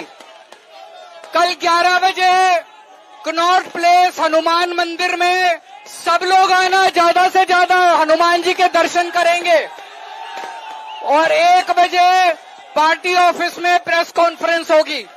आप सब लोगों का तहे दिल से बहुत बहुत शुक्रिया।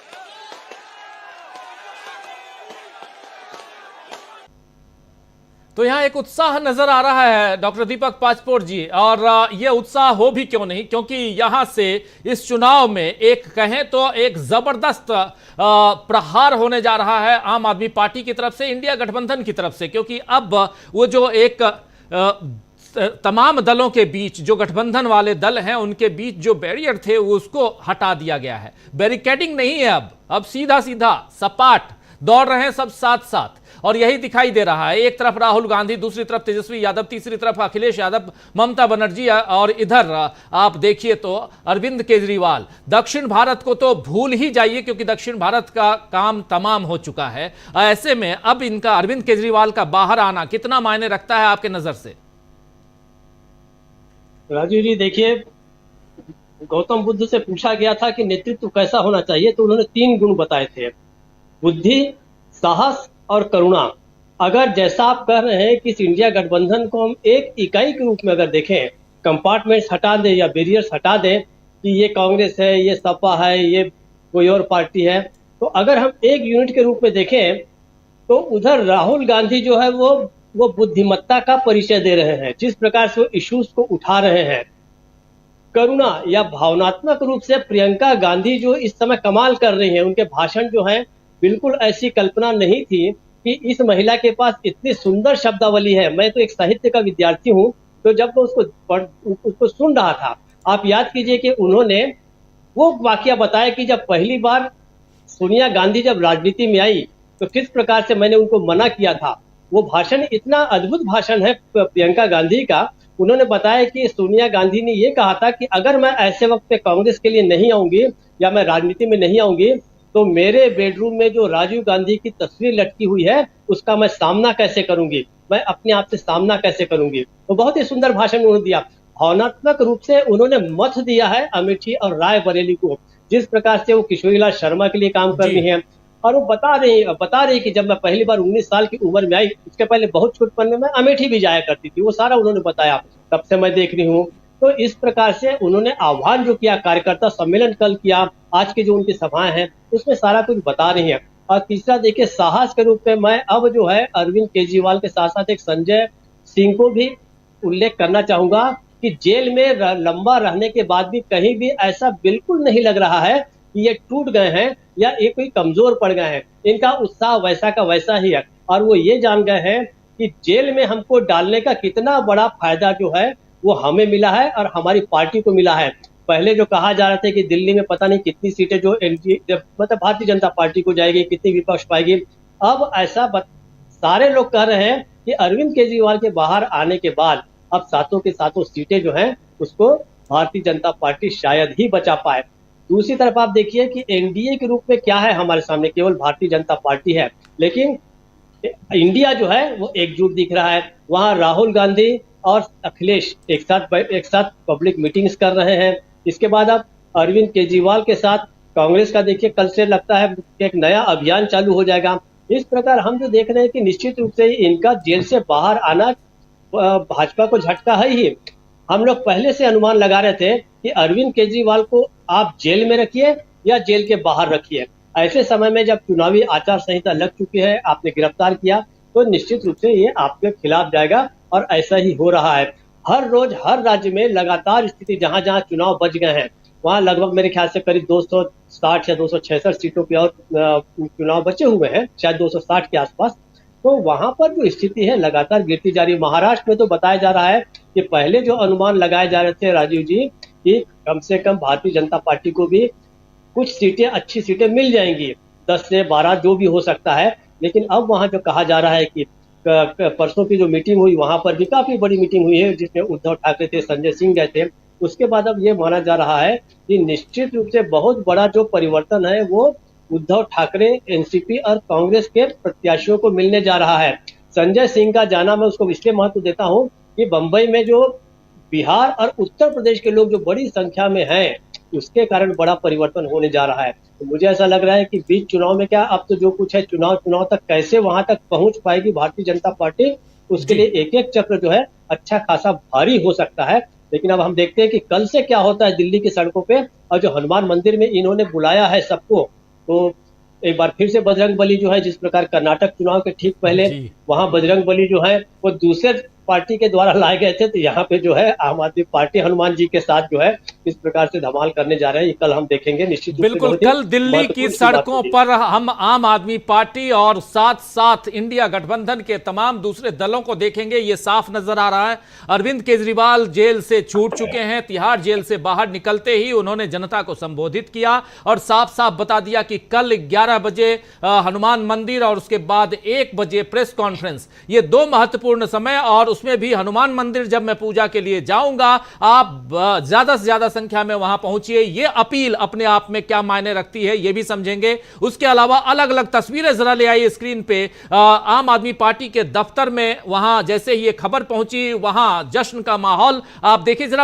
अगर स्क्रीन में पूरे लेके आइए तो ज्यादा अच्छा है। और दूसरा ये तस्वीरें देखिए, आम आदमी पार्टी के समर्थक यहां डांस करते हुए, नाचते हुए और जोश में जबरदस्त दिखाई दे रहे हैं। और हो भी क्यों नहीं, क्योंकि आप जानते हैं लगातार 3 तारीख से लेकर आज 10 तारीख तक कई दौर में सुप्रीम कोर्ट में सुनवाई हुई। यह सुनवाई अभी जारी है। और यह सबसे बड़ी बात यहां पर एक और भी है कि अरविंद केजरीवाल ने अपनी तरफ से जमानत याचिका नहीं दी थी, यानी उन्होंने जमानत नहीं मांगी थी। यह जमानत दी गई है, स्वतः स्फूर्त यह जमानत दी गई है सुप्रीम कोर्ट की तरफ से। अंतरिम जमानत ही है, लेकिन 21 दिन 1 जून तक अरविंद केजरीवाल को बाहर रहना है। और इसमें क्या क्या कुछ होगा, और खासकर अभी जो चुनाव है, इस चुनाव में और 3 राज्यों में जहां आम आदमी पार्टी का बढ़िया प्रभाव है, जिसमें दिल्ली है, हरियाणा है, पंजाब है। और आप देखिए पंजाब से ऊपर, कल ही बात हम लोग कर रहे थे, जो हिंदुस्तान का मस्तक है यानी सिर है, उसमें आप ऊपर सबसे ऊपर जाइए तो जम्मू कश्मीर, लद्दाख, उसके बाद थोड़ा नीचे आइए तो पंजाब देखेंगे,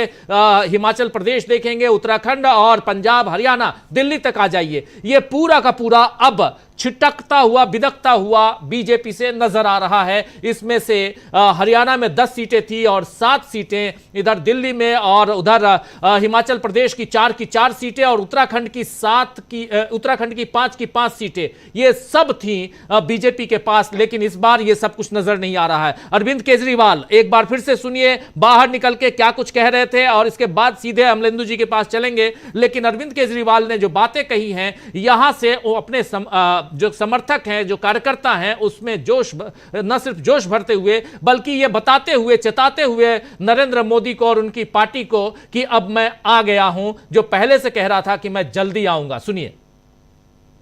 दिल का ताला टूट। Hello hello hello hello hello hello. Bharat माता की, भारत माता की, भारत माता की। इनकलाब, इनकलाब, वंदे वंदे। आज आपके बीच में आके बहुत अच्छा लग रहा है।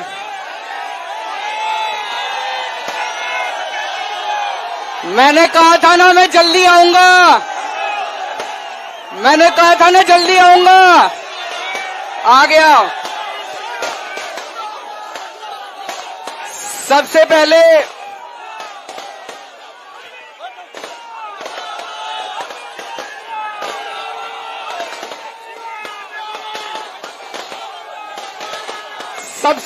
मैं हनुमान जी के चरणों में वंदना करना चाहता हूं। हनुमान जी के आशीर्वाद से, हनुमान जी के आशीर्वाद से आज मैं आप सब लोगों के बीच में हूं।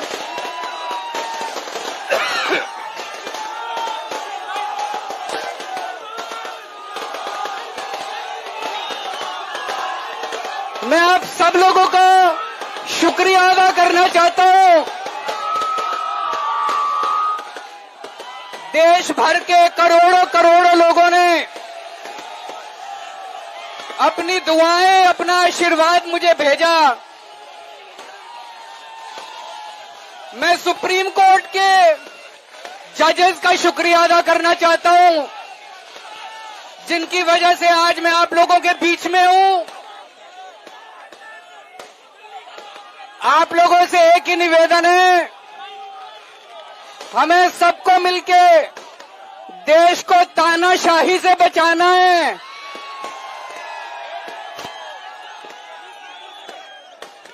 मैं तन मन धन से लड़ रहा हूं, संघर्ष कर रहा हूं तानाशाही के खिलाफ। लेकिन 140 करोड़ लोगों को तानाशाही से लड़ना पड़ेगा। आज आपके बीच में आके बहुत अच्छा लग रहा है। कल सवेरे 11 बजे कनॉट प्लेस हनुमान मंदिर में मिलेंगे।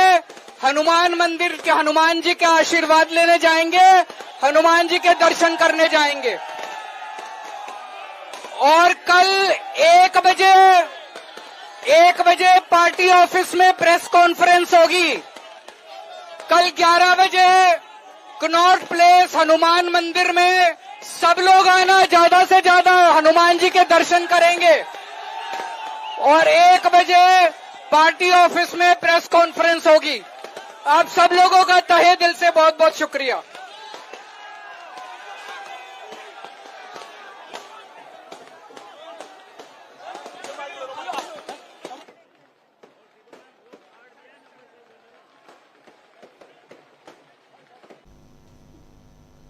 तो आप देख रहे थे सीधा यहां पर सीधी तस्वीर आप तक हम पहुंचा रहे हैं। अरविंद केजरीवाल जोश भरते हुए अपने कार्यकर्ताओं, अपने समर्थकों में आना चाहता हूं जल्दी से। अमलेंदु उपाध्याय जी, आपके पास लगातार केजरीवाल के केस को आप कवर करते आए हैं। हम और आप लगातार सरल हिंदी में जो कुछ कोर्ट रूम में चलता रहा वो हम अपने दर्शकों तक पहुंचाते रहे। और आज अरविंद केजरीवाल बाहर हैं। हम लोगों के लिए मामला जो है वो मायने अरविंद केजरीवाल नहीं बल्कि मायने जो है वो ईडी और जितनी जांच एजेंसियां हैं वो रखती हैं, और कैसे जांच एजेंसियां यहां केस को घुमाती हैं, कैसे लोगों को अपनी तरफ अपनी गिरफ्त में लेती हैं, ये सारी कहानी हम लोगों ने बताई। और जिरह के दौरान, दलील पेश करने के दौरान बहुत सारी चीजें इनकी आई हैं। ऐसे ही हमने ईवीएम और वीवीपैट को लेकर भी तमाम बातें रखी थी, आप याद कीजिए। लेकिन अरविंद केजरीवाल का मामला, और इस मामले में अभी बहुत कुछ आना बाकी है जिसको हम अगले सप्ताह फॉलो करेंगे और अपने दर्शकों तक पहुंचाएंगे। लेकिन अब चूंकि अरविंद केजरीवाल भले 1 तारीख तक ही सही, 2 तारीख को इनको सरेंडर करना होगा,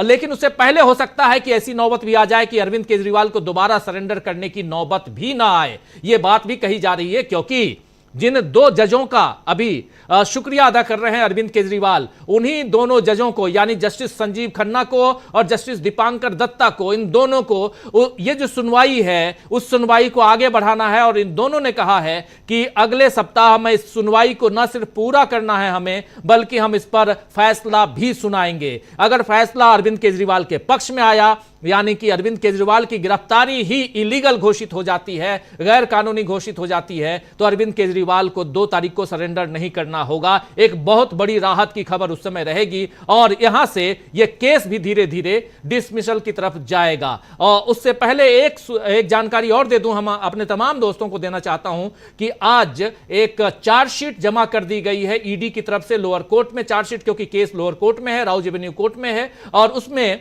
अरविंद केजरीवाल का नाम और आम आदमी पार्टी का नाम अभी तक नहीं है। ईडी की तरफ से कहा गया है कि सेपरेट चार्जशीट हम देंगे अरविंद केजरीवाल के लिए, यानी जो मुख्य चार्जशीट आज जमा की गई है उसमें अरविंद केजरीवाल का नाम नहीं है।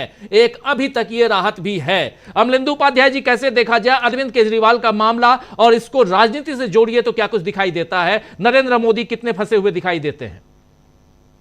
राजीव जी, नरेंद्र मोदी बहुत ज्यादा फंसे हुए दिखाई पड़ते हैं। एक तो जो आज जिस तरीके से अरविंद केजरीवाल ने बाहर निकल करके चैलेंज पेश किया है, कानूनी पक्ष पे भी हम आते हैं, मुकदमे भी किया है, लेकिन ये जो आज एक तरीके से चैलेंज पेश किया, हनुमान जी के मंदिर में जाएंगे, कल शनिवार का दिन है, हनुमान जी का दिन है, राजीव जी न्याय के देवता का दिन है, और उस दिन जो है वो हनुमान जी का आशीर्वाद लेंगे अरविंद केजरीवाल, और उनके खिलाफ मैदान में उतरेंगे जो नारा देते हैं कि वो राम को लाए हैं। तो राजीव जी जो राम का व्यापार कर रहे हैं उनके खिलाफ एक तरीके से हनुमान जी का आशीर्वाद लेकर के अरविंद केजरीवाल कल चुनावी मैदान में उतर जाएंगे। इसको आप इस तरीके से देख सकते हैं कि नरेंद्र मोदी अब किस तरीके से खेलते हुए नजर आएंगे। नरेंद्र मोदी के जो, या भारतीय जनता पार्टी के जो बड़े नारे जिनके ऊपर भारतीय जनता पार्टी राजनीति करती थी, उनको एक तरीके से अरविंद केजरीवाल ने आज हथिया लिया, और भारतीय जनता पार्टी टुकुर टुकुर देखती रहेगी। राजीव जी, एक तो ये, दूसरा ये कि जो राजीव जी मुकदमा चल रहा है, और इस मुकदमे में जो हम लोगों ने लगातार इसकी रिपोर्टिंग की है और पल पल की जानकारी हमने अपने दर्शकों को पहुंचाई है कि किस तरीके से इस केस में क्या क्या हो रहा है। अब जो राजीव जी इस केस के अंदर बातें, और आज जिस तरीके से जो इंटरिम ऑर्डर आया है अरविंद केजरीवाल की बेल को लेकर के, उसमें बहुत महत्वपूर्ण बातें इस ऑर्डर में भी कही है राजीव जी। ऐसी बात तो अलग है, ऑर्डर में जो कहा गया महत्वपूर्ण बात यह है कि अरविंद केजरीवाल समाज के लिए कोई खतरा नहीं है, पहली चीज। अरविंद केजरीवाल चुने हुए मुख्यमंत्री हैं, कहीं भाग नहीं जाएंगे, दूसरी चीज। तीसरी बात यह कि अरविंद केजरीवाल ठीक है नहीं जाएंगे मुख्यमंत्री के कार्यालय, दिल्ली सचिवालय नहीं जाएंगे, इस केस से जुड़ी हुई किसी फाइल पे कोई दस्तखत नहीं करेंगे, लेकिन अगर कोई ऐसी फाइल जाती है जिसपे उनके दस्तखत आवश्यक है और एलजी के पास वो जाती है, वो जरूरी है, तो उस पर वो दस्तखत करेंगे। तो राजीव जी, एक तरीके से जो माहौल बनाया जा रहा था भारतीय जनता पार्टी की तरफ से कि अरविंद केजरीवाल जेल में है, जेल से कैसे सरकार चलेगी, दस्तखत कैसे होंगे, फाइलें लौट के आ रही हैं, वो भी जो थे एलजी वो भी फाइलें लौट आ रहे थे, तो ये सारी चीजें जो है वो अब एक तरीके से वो हथकंडे भारतीय जनता पार्टी के काम नहीं कर पाएंगे। दूसरी राजीव जी ये है कि अरविंद केजरीवाल के बाहर आने के बाद एक और स्टार प्रचारक इंडिया गठबंधन को मिल गया। भारतीय जनता पार्टी की समस्या ये है राजीव जी कि उनके पास कुल मिलाकर के नरेंद्र मोदी अकेले स्टार प्रचारक हैं। वो भी आजकल बताया जाता है कुछ बीमार हो गए तो कब का कब क्या बोल देते हैं वो समझ में नहीं आता है। कभी भैंस पे बोल देते हैं जैसे प्रियंका गांधी कह रही थी, कभी मंगलसूत्र पे बोल देते हैं, कभी अडानी अंबानी को बोल देते हैं। तो वो भी बीमारी की हालत में बताए जा रहे हैं कि बीमार हो गए तो इस तरीके से कुछ बातें कह रहे हैं। अब वो कब स्वस्थ होंगे राजीव जी, लेकिन मुझे लगता है कि अरविंद केजरीवाल के आने के बाद ये बीमारी प्रधानमंत्री की और बढ़ सकती है, तो अब कुछ और भी बोल सकते हैं। तो कुल मिला के राजीव जी जो मतलब देश के अंदर जो परिस्थितियां बन रही हैं और जिस तरीके से माहौल बन रहा है, ये भारतीय जनता पार्टी के खिलाफ बनता जा रहा है। और राजीव जी जब एक हवा बनना शुरू होती है, हर चुनाव राजीव जी किसी न किसी हवा के ऊपर होता है। हम लोगों ने देखा कि 2019 का चुनाव जो था वो भारतीय जनता पार्टी के फर्जी राष्ट्रवाद के ऊपर चुनाव था। आज जो चुनाव हो रहा है राजीव जी, ये चुनाव यह हो रहा है कि नरेंद्र मोदी ने 10 साल तक लगातार देश को किस तरीके से धोखा दिया है, किस तरीके से देश के साथ झूठ बोला है और किस तरीके से उन्होंने जो जिन वायदों को वो करके आए थे उन वायदों को पूरा नहीं किया है। आज देश का चुनाव इस दिशा में जा रहा है। संविधान को किस तरीके से भारतीय जनता पार्टी बदलना चाहती है, किस तरीके से आरक्षण को खत्म करना चाहती है और किस तरीके से लोकतंत्र की दुश्मन भारतीय जनता पार्टी हो गई है। पूरा चुनाव राजीव जी इस पे जा रहा है और हवा जो बन रही है, अब ये हवा रोकना जो है मोदी जी जैसे या और कुछ भी हो ऐसे बिजूका खड़ा करके जो है ये हवाएं अब रोकी नहीं जा सकती है। जी बिल्कुल बिल्कुल। हवा जो है वो बदलती हुई और उसमें एक गर्माहट देने की कोशिश करते हुए नरेंद्र मोदी बार बार दिखाई देते हैं, लेकिन उसी बीच अरविंद केजरीवाल का बाहर आना और इस हवा के झोंके को किस दिशा में लेके जा रहा है और यहाँ से 4 जून को किस हिसाब से देखा जाए। और सबसे बड़ी बात कि अब जो बचे हुए राज्य हैं जिसमें उत्तर के राज्य ज्यादा और इन राज्यों में पिछली दफा बीजेपी का प्रदर्शन बहुत अच्छा था, क्या यहां से डेंट लगता हुआ दिखाई देता है? एक बार जल्दी से आना चाहता हूं शकील अख्तर जी आपके पास। अरविंद केजरीवाल कल दिल्ली की सड़कों पे रहेंगे, ये साफ दिखाई दे रहा है, प्रेस कॉन्फ्रेंस करेंगे, भाषण होगा, एक जोश भरने की कोशिश और वो जोश ऑलरेडी आज से उसकी शुरुआत हो चुकी है जैसे ही ये खबर आई कि अरविंद केजरीवाल बाहर आ रहे हैं। अब यहां से कैसे देखा जाए, क्या जो अभी तक हमने देखा कि जिस तरफ ये चुनाव जो है वो इंडिया गठबंधन लेके जा चुका है उसमें और इजाफा होते हुए आप देखेंगे? क्या नरेंद्र मोदी की जुबान जो है और लड़खड़ाते हुए हम देखेंगे? अरविंद केजरीवाल भी बहुत ज्यादा हम लोग जानते हैं कि बोल्डली बात करते हैं, भाषण देते हैं, और वो क्या कल से हम और भी देखेंगे 21 दिनों का, लेकिन उनके भाषण पे कोई रोक नहीं है। भाषण देने के लिए, चुनाव प्रचार के लिए ही उनको बाहर भेजा गया है। इसलिए भी यहां से अब चुनाव को जरा उसका आकलन किया जाए और उत्तर भारत में बीजेपी की हालत का आकलन किया जाए और जो इंडिया गठबंधन है उसके हालत का आकलन किया जाए। क्योंकि देखिए, आपसे भी और आपके बाद जयशंकर जी से भी ये समझना चाहता हूं, अब राजस्थान का चुनाव, छत्तीसगढ़ का चुनाव, गुजरात का चुनाव समाप्त हो चुका है, उधर बचा हुआ है लास्ट फेज मध्य प्रदेश का बचा हुआ है, उधर महाराष्ट्र का के कुछ पार्ट बचे हुए हैं, हरियाणा के पार्ट पूरा का पूरा 10 सीटें बची हुई हैं, हिमाचल प्रदेश की पूरी 4 सीटें बची हुई हैं, पंजाब की पूरी 13 सीटें बची हुई हैं, ये सब देख लीजिए। और उत्तर प्रदेश का भी अभी बहुत बड़ा चंक बाकी है क्योंकि मात्र 26 सीटों पे अभी उत्तर प्रदेश में चुनाव हुआ है।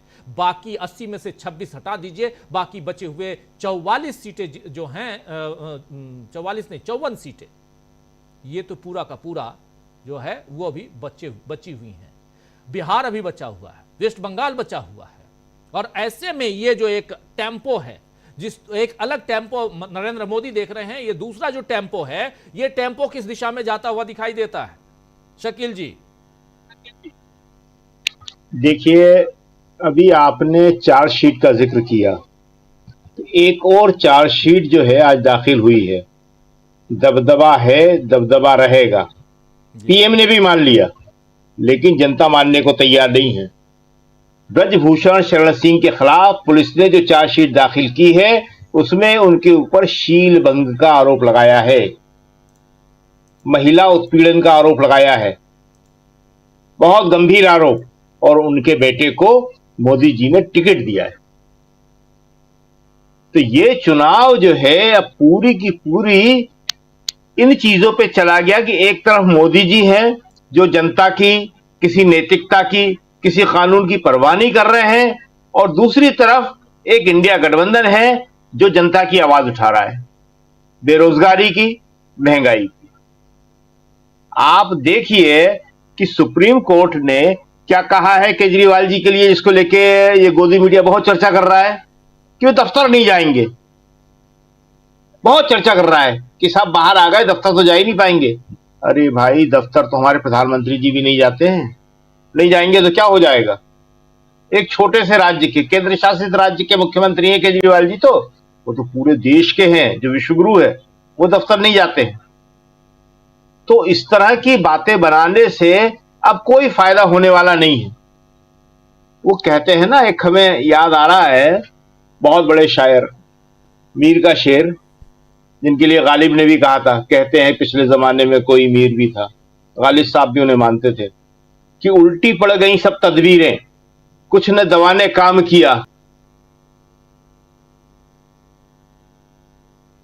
वीडियो डाउन हो गया है शायद शकील जी का। बहुत शानदार शेर कह रहे थे और वीडियो डाउन, दवा भी काम नहीं कर रही है, और जी दोबारा जरा आखिर काम तबाह किया। कीजिए जरा, आपका वीडियो डाउन हो गया था शकील जी, रिपीट कीजिए प्लीज। उल्टी पड़ गई सब तदबीरें, उल्टी पड़ गई सब तदबीरें, कुछ न दवा ने काम किया, आखिर हाय इस बीमार दिल ने आखिर काम तमाम किया। उल्टी पड़ गई सब तदबीरें, तदबीरें ने उपाय, सारे उपाय उल्टे पड़ते चले जा रहे, संदेश खाली उल्टा पड़ गया एकदम। और अभी आप जिक्र कर रहे थे कहां का चुनाव बचे, पश्चिम बंगाल में 42 सीटें हैं, सिर्फ 10 पे चुनाव हुए हैं, 32 पे चुनाव होना है। और बशीरहाट जो लोकसभा चुनाव है जिसमें संदेश खाली आता है, वहां भी चुनाव होना है। महिलाएं पलट रही हैं आरोप लगाने वाली कि नहीं, झूठ बुलवाया गया था हमसे, लालच दिया गया था हमको। ईडी का खेल आप देख रहे हैं, पूरी तरह फेल हो गया।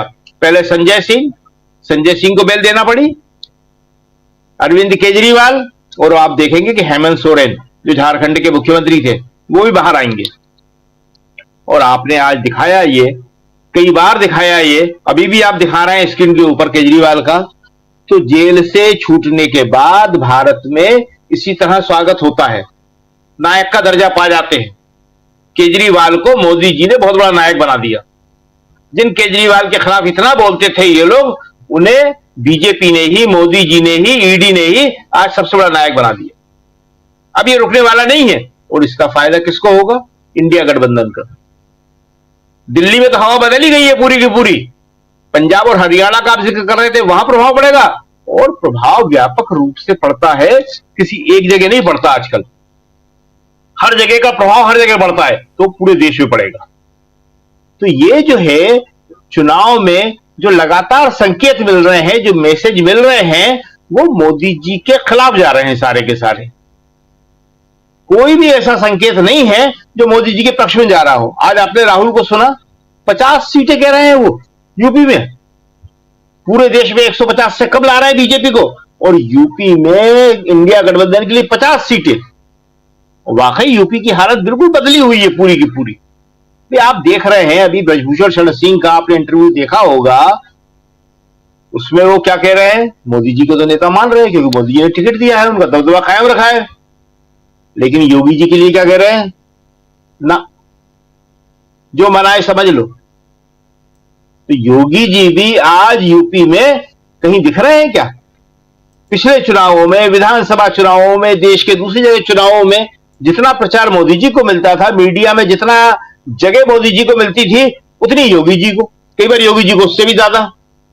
क्या इस 2024 के लोकसभा चुनाव में आप मीडिया का, चाहे टीवी का कर लीजिए, चाहे अखबारों का कर लीजिए, चाहे सोशल मीडिया कर लीजिए, कहीं पे भी मोदी जी के मुकाबले योगी जी को जगह मिल रही है? कहीं नहीं है। कुछ तो कारण होगा। ब्रजभूषण शरण सिंह बड़ा नेता है, एमपी हैं, आज की तारीख में भी मेंबर ऑफ पार्लियामेंट है, यूपी से हैं, वो कह रहा है कि ना मेरे नेता नहीं है वो। तो आज की तारीख में सारे की सारी जो तदबीरें थी मोदी जी की, जो उपाय थे, वो सब उल्टे पड़ रहे हैं, हर दांव उल्टा पड़ रहा है। जैसे देसी भाषा में कहते हैं ना, गांव देहात में हम लोग सब जानते हैं कि भैया दवा दारू कछु काम नहीं कर रही, न दवा काम कर रही और न कुछ दुआ काम कर रही और न कोई और तरीका काम कर रहा। तो आज वो स्थिति हो गई है। आज आप देखेंगे कि प्रियंका गांधी जिस तरह से चुनाव अमेठी और रायबरेली में लड़ रही है, हमेशा से वो ऐसी लड़ती रही है, मगर इस बार उनके में एक फर्क ये है कि इस बार वो पूरे देश में चुनाव लड़ रही हैं जी। और उनके वो भाषण जो अमेठी और रायबरेली में हैं, जो उन्होंने बड़े भावुक भाषण थे उनके, और वाकई ऐसे थे कि जिसको सुन के लोग अपने आप को रोक नहीं पाए। तो वो पूरे देश में जा रहे हैं, हर जगह दिखाना पड़ रहे हैं। गोदी मीडिया भी उसका कुछ कुछ अंश दिखा रहा है, क्योंकि वहां भी दर्शकों की मांग है। बिना दर्शकों कैसे करेंगे? एक बड़ा जो टीवी चैनल है, बहुत बड़ा वाला जो है, वो पूरा बदल गया। उसके मालिक कह रहे हैं कि भारत में प्रेस की आजादी नहीं है जी। बाकी जो एक सबसे तेज वाला है वो अब फैक्ट चेक करने लगा, वो कई बातें बता रहा है जो इससे पहले कभी नहीं बताता था। क्यों? देखिए, जो हवा होती है उसका असर सब पे होता है, जो सुगंध होती है वो सबको आती है। और अब तो दीवारों पर बड़े बड़े अक्षरों में लिखा दिख रहा है सब। ये जो 3 फेज हुए हैं, आधे के करीब, आधे से थोड़ी ज्यादा सीटों में चुनाव हो गए हैं, इसमें तो जो हुआ वो ठीक है, लेकिन बाकी 4 जो हैं वो और खतरनाक होने जा रहे हैं। मोदी जी आज की तारीख में सोच रहे होंगे कि ये चुनाव आयोग ने क्या मेरे साथ धोखा कर दिया, लास्ट फेज में मेरा रख दिया। लास्ट फेज तक जाते जाते क्या हालत होगी। ये 1 जून जो है, अरविंद केजरीवाल को जो बेल दी गई है 1 जून तक, 1 जून तक वो काम करेंगे बराबर, और 1 जून को शाम को 6 बजे तक मतदान हो जाएगा वाराणसी का। उसके बाद जाना है उनको सरेंडर करने, और जो आप बता रहे थे जाना भी है कि नहीं, ये भी अभी सुप्रीम कोर्ट फैसला करेगा जी। तो 1 जून तक तो बहुत कुछ होने वाला है। तो आज की तारीख में हम ये कह सकते हैं कि मोदी जी जो है वो बैकफुट पे चले गए हैं, इंडिया गठबंधन फ्रंट फुट पे आके खेल रहा है, और मैच का नतीजा क्या होगा ये तो अभी बात की बात है। लेकिन चुनाव आयोग को अब बिल्कुल सावधान, होशियार होना पड़ेगा। आज इंडिया गठबंधन का प्रतिनिधि बदल गया ना चुनाव आयोग, यही बता दें हम आपको लास्ट बात, और वहां जाके उसने कहा कि ये जो देरी कर रहे हो आप वोट परसेंटेज देने में, ये नहीं चलेगी। अब 11 दिन की देरी, वोट प्रतिशत तत्काल आना चाहिए सामने ऑन रिकॉर्ड कि इस फेज में इतने इतने वोट डल गए हैं, उसके बाद उसमें कोई वृद्धि नहीं होगी, जाली वोट नहीं पड़ेंगे अब। और चुनाव आयोग भी अब समझ रहा है। चुनाव आयोग ऐसा नहीं है कि सारी संवैधानिक संस्थाएं समझ रही हैं कि क्या होने वाला है, कि चुनाव आयोग कोई उनसे अलग हो, उसके आईएएस अफसर कोई अलग हो, उनको भी समझ में आ रहा है।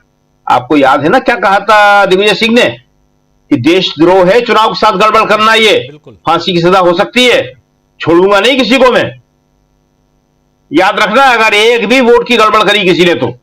और सही बात है, आपको मालूम है कि कितने देशों का प्रतिनिधिमंडल इस समय भारत का दौरा कर रहा है चुनाव देखने के लिए। वो सब अपनी अपनी रिपोर्ट देंगे। हमारे ख्याल में 11 या 21 देश हैं, उनका प्रतिनिधिमंडल आया हुआ है यहाँ पे। वो पूरे देश में जा रहा है, अलग अलग जगह जा रहा है, बहुत बड़ा फर्क पड़ने वाला है उसका। तो आज की तारीख में हम ये कह सकते हैं कि ये जो चुनाव है इसको ईमानदारी से कराने की जिम्मेदारी चुनाव आयोग और दूसरी संवैधानिक संस्थाओं पर है, और उन्हें वो जिम्मेदारी अब निभाना ही पड़ेगी। अगर नहीं निभाएंगे तो समस्या उनके लिए भी बहुत बड़ी आने वाली है। जी राजीव जी, बिल्कुल बिल्कुल, बहुत बड़ी समस्या आ सकती है। चुनाव आयोग के ऊपर बहुत जिम्मेदारियां हैं, और इन जिम्मेदारियों को चुनाव आयोग कैसे निर्वहन इसका करता है ये तो आने वाला वक्त बताएगा। ऐसे चुनाव आयोग ने आज मल्लिकार्जुन खड़गे को नोटिस भेज दिया है, नोटिस जारी किया है, और उसमें मल्लिकार्जुन खड़गे ने और कांग्रेस पार्टी ने जो आरोप लगाए थे, जो कहा था कि चुनाव के जो परसेंटेज हैं वो आपने, कि कितना टर्नआउट है वो आपने 11 दिन हो गए अभी तक क्यों नहीं बताया, इस पर नोटिस है। 17 पन्ने का उसका नोटिस दिया गया है चुनाव आयोग की तरफ से। खैर उसको देखा जाएगा, लेकिन यहाँ चुनाव आयोग अपने अंदाज से, अपने हिसाब से चुनाव करवा रहा है और चुनाव आयोग की तरफ उंगलियां बहुत उठ रही हैं और उठेंगी भी, क्यों नहीं, क्योंकि देश उनके हवाले है और कहीं अगर किसी को गड़बड़ी लगेगी तो आवाज उठाने के लिए संविधान में आर्टिकल 15 से आर्टिकल 1921 तक बहुत सारी बातें लिखी गई हैं। उस आधार पे आप और हम भी उंगलियां उठा सकते हैं, बोल सकते हैं, बोलने से मनाही नहीं है। लेकिन आना चाहता हूं जयशंकर जी आपके पास, आपसे जरा क्लोजिंग कमेंट की तरफ बढ़ूंगा और समझना चाहता हूं कि यहां से इंडिया गठबंधन, अभी आप पूर्वी उत्तर प्रदेश से घूम के आए हैं और उसी पूर्वी उत्तर प्रदेश से नरेंद्र मोदी भी आते हैं, वाराणसी से। अब यहां से जो बात कह रहे थे हमारे साथी शकील अख्तर जी, नरेंद्र मोदी भी अब सोच रहे होंगे कि आखिर का जो दिन है, आखिरी दिन 1 तारीख को क्यों रखवाया मतदान, अगर उसको शुरुआती दिनों में रखवा दिया रहता तो बनारस का तो ज्यादा बेहतर होता। क्या आपको भी लगता है? और अगर ऐसा है तो इधर की हवा, जो पश्चिम की हवा पूरब की तरफ जा रही है, ये हवा कितना दक्षिण से उत्तर और पूरब से पश्चिम से पूरब, क्योंकि दक्षिण साफ लगातार कह रहे हैं लोग, तो दक्षिण से उत्तर की तरफ, और यहां उत्तर प्रदेश के पश्चिम से पूरब की ओर जो हवा है, ये क्या कुछ कहती है? इसमें अरविंद केजरीवाल का जो तड़का है ये कैसे देखा जाए? नहीं, तड़का जबरदस्त है राजीव जी।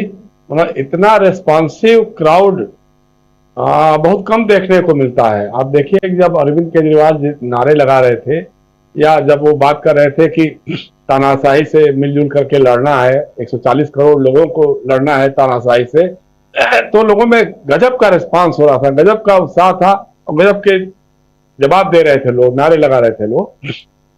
उस तरह के नारे नहीं कि मोदी मोदी, ऐसा कुछ नहीं था, लेकिन जबरदस्त था। मतलब जो जिस ढंग से दिख रहा है, शाम का वक्त है और कल जब वो हनुमान मंदिर जाएंगे, मुझे लगता है कि उसके बाद उनका एक रोड शो बन जाएगा। आजकल पूरा दिल्ली में वो लगता है कि उनका एक रोड शो ही हो जाएगा। वहां से फिर अपने पार्टी ऑफिस राहुल एवेन्यू में जाएंगे, वहां जुलूस के शक्ल में ही जाएंगे, जाहिर सी बात है। तो इसको लेकर के एक माहौल तो बनना शुरू हो गया है। दूसरा यह है कि देखिए, जब माहौल बनने लग जाता है तो फिर उसमें कहीं कुछ ये नहीं हो कि हवा चलेगी या तूफान चलेगा तो कुछ पेड़ खड़े रह जाएंगे। बहुत कम पेड़ ऐसे रह पाते हैं जो खड़े रह जाएं। जैसे आपने कहा उत्तर प्रदेश में बनारस की बात है, तो अभी तक जो बातें हो रही थी, जब हम भी होकर के आए थे पूर्वी उत्तर प्रदेश में, तो हम यही कह रहे थे कि बनारस और गोरखपुर को छोड़ दें तो कोई बहुत ऐसी सीट नहीं दिखाई दे रही है जहां पे भाजपा दावे के साथ कह सके कि हम वहां चुनाव जीत जाएंगे।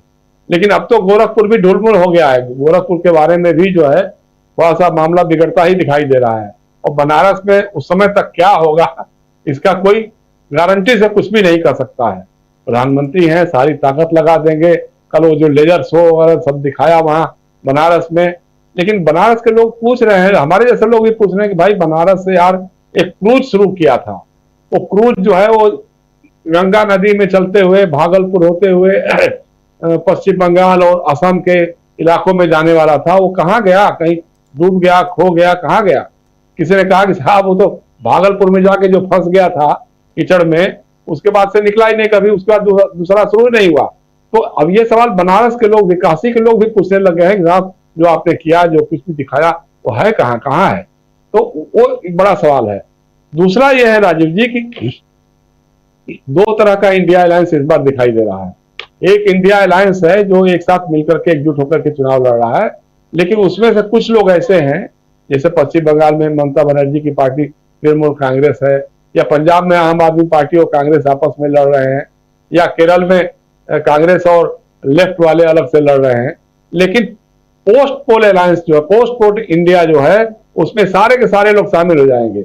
मतलब जो तृणमूल कांग्रेस हो, चाहे वो ये आम आदमी पार्टी पंजाब वाली यूनिट हो, या फिर लेफ्ट वाले जो केरल में लड़ रहे हैं, ये सारे के सारे एकजुट होकर के एक इंडिया रहेगा, एक ही इंडिया अलायंस रहेगा और उसी के आधार पे सब कुछ तय होगा। अब बिल्कुल सही बातें हैं कि साहब जिस तरह से लोग कह रहे हैं कि जो लहर चल रही है साउथ में, अभी 2 राज्य बाकी हैं। अब बता रहा हूं मैं कि जो 13 मई को चुनाव होने वाला है, मेरे ख्याल से आंध्र प्रदेश और तेलंगाना में चुनाव है उस दिन, तो वो खत्म हो जाएगा। तो उसके बाद तो फिर इधर के ही इलाके हैं सारे, कुछ उड़ीसा है, उड़ीसा में भी है अभी चुनाव बाकी है, उड़ीसा होने वाला है, बंगाल होने वाला है। तो जहां जहां इनको ज्यादा सीटें थी, अब जब हवा बनेगी तो फिर तो तेलंगाना में तो अब पहले लोग कह रहे थे कि शायद 2 सीटें मिल जाएंगी, अब 1 सीट भी मिल पाएगी कि नहीं मिल पाएगी, लोग संदेह कर रहे हैं। कर्नाटका में जो रेवन्ना प्रकरण हुआ उसको लेकर के भी अलग ढंग का एक माहौल बना है। पूरे दक्षिण भारत क्या, पश्चिम भारत में भी उसकी लहर गई है, गुजरात में भी गई है, सुनाई दी है उसके अनुकूल, और महाराष्ट्र में भी सुनाई दे रही है। तो एक तो यही मैं कह रहा था कि अभी तक तो राहुल गांधी और अखिलेश यादव कहीं कहीं मंच शेयर कर रहे हैं। अगर विपक्ष के तमाम नेता एकजुट होकर के, मान लीजिए एक रैली कोई अगर कर दें लोग रामलीला मैदान में पहले भी हुई थी रैली, लेकिन उसमें तब केजरीवाल नहीं थे। एक रैली अगर हो जाए जिसमें केजरीवाल भी रहे, तेजस्वी भी रहे, अखिलेश रहे, राहुल जी रहे, शरद पवार आ सकते हैं तो ठीक है, रेवंत रेड्डी है वो आ जाए, ऐसे लोग एक साथ जमा हो जाए तो उसका एक गजब का मैसेज जाएगा। वैसे मैसेज तो अभी चला गया है। जैसे मैं बार बार इस बात को एम्फेसाइज कर रहा हूं कि साहब जनता में वही इश्यूज क्लिक हो रहे हैं जो राहुल गांधी उठा रहे हैं, जो कांग्रेस उठा रही है, जो इंडिया गठबंधन अखिलेश यादव या तेजस्वी यादव उठा रहे हैं। वो जनता में अपील कर रही है कि हाँ भाई ये हमारी बातें कर रहा है, और अगर इन लोगों की सरकार बन जाएगी तो जाहिर सी बात है हमारे लिए कुछ करेगी। जो नौजवान अग्निवीर की योजना में फंसे हुए हैं उनके लिए इतना बड़ा संदेश दे रहे हैं राहुल गांधी और तेजस्वी या अखिलेश भी कह रहे हैं भाई हमारी सरकार बनी उसी दिन अग्निवीर योजना को हम लोग समाप्त करेंगे। ये अपने आप में बहुत बड़ा मैसेज है युवाओं के लिए कि भाई जो 30 लाख नौकरियां, जो आदमी कहता था कि हम 2 करोड़ लोगों को रोजगार देंगे 1 साल में, उसी की सरकार में 30 लाख रिक्त पद पड़े हैं, सरकारी नौकरियां जो है 30 लाख खाली पड़ी हुई है। तो वो जो इंडिया अलायंस कह रहा है कि नहीं हम सरकार बनते ही हमारी कोशिश होगी कि 30 लाख नौकरियों की रिक्तियां भरी जाएंगी।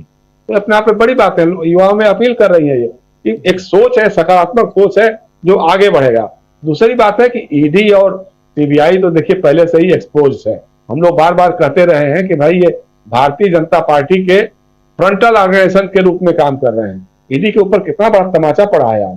हम लोग इसी बात को बार बार कहते थे कि भाई आप चुनाव के समय गिरफ्तार कर रहे हैं, जिसको गिरफ्तार किया है, आपको याद होगा कि जिस दिन सुनवाई हो रही थी केजरीवाल की मामले की, उसमें हाईकोर्ट का क्या कमेंट था, आप जब भी किसी नेता की जमानत की बात आती है आप एक सप्लीमेंट्री चार्जशीट पेश कर देते हैं। जैसे आज उन्होंने क्यों कोई केस किया, चार्जशीट दिखाया और कहा कि और बाद में बताएंगे। तो इसको लेकर के सुप्रीम कोर्ट और हाईकोर्ट बहुत गुस्से में है। बहुत यह है कि भाई मजाक बना रखा आपने तो डेमोक्रेसी का, कानून और संविधान का मजाक बना रखा है कि आप जिसको आपने गिरफ्तार किया है, एक तो बिना किसी एफआईआर के अरविंद केजरीवाल को गिरफ्तार किया, सबसे बड़ा मामला तो वो बनेगा। दूसरा ये कि अभी तक आपने चार्जशीट नहीं दिया, सत्येंद्र जैन के मामले में नहीं दिया, मनीष सिसोदिया के मामले में नहीं दिया, संजय सिंह के मामले में नहीं दिया और केजरीवाल के मामले में भी। तो सिर्फ आप उठा करके बंद कर रहे हैं। हेमंत सोरेन को उठा करके बंद कर दिया।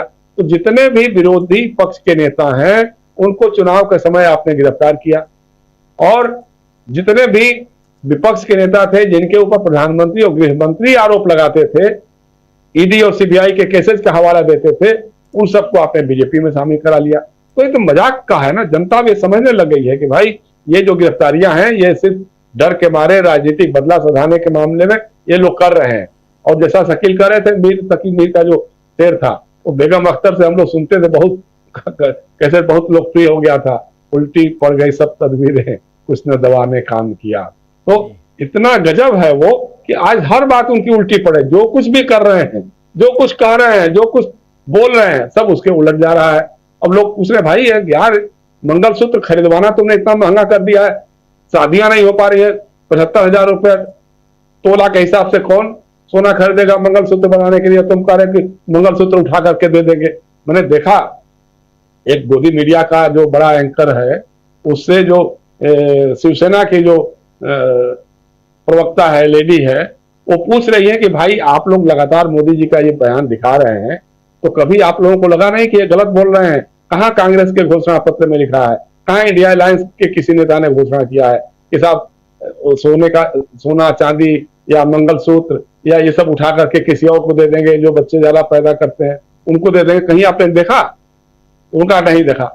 तो कहा कि अच्छा ठीक है ये पढ़ लीजिए। तो कहा पढ़ा है। तो कहा तो फिर आप लोग सवाल क्यों नहीं किया जी कि आप ये गलत बोल रहे हैं? तो आप तो कभी सवाल करते नहीं है। आप इंटरव्यू भी करने जाते हैं तो भी उसी तरह की बातें करते हैं। तो एक तरह से एक ऐसा माहौल बदल रहा है, तो उसमें हमको लग रहा है, जैसे अभी शकील कह रहे थे कि अब कई टीवी चैनल वाले भी बदल रहे हैं। हमसे भी आज कोई कह रहा था, हम लोगों की आज प्रेस काउंसिल की बैठक थी, उसमें कोई कह रहा था कि अब तो कांग्रेस के बयान और विज्ञापन भी देखने लगे हैं मोदी मीडिया के चैनलों पर, अब आने लगे हैं, पहले जो लोग दिखाते ही नहीं थे। तो जब माहौल बदल रहा है तो सब बदलेंगे। और मेरा दावा है कि देखिएगा चुनाव संपन्न होते होते चुनाव आयोग भी बदल जाएगा, क्योंकि उसको भी मालूम हो जाएगा कि अब तो हवा का रुख ऐसा पलट गया है कि केंचुआ को भी अपनी चाल बदलनी पड़ेगी। अगर नहीं बदलेगा तो फिर वो कहाँ हो जाएगा उसके बारे में कुछ पता भी नहीं चलेगा। इसलिए संविधान के तहत अगर विपक्ष सतर्क रहा, जागरूक रहा, तो माहौल बदलेगा। बदल तो चुका ही है, अब बस इस माहौल को ईवीएम मशीन तक पहुंचाना है। उसमें कोई कोताही नहीं करनी चाहिए, कोई ओवर कॉन्फिडेंस नहीं होना चाहिए।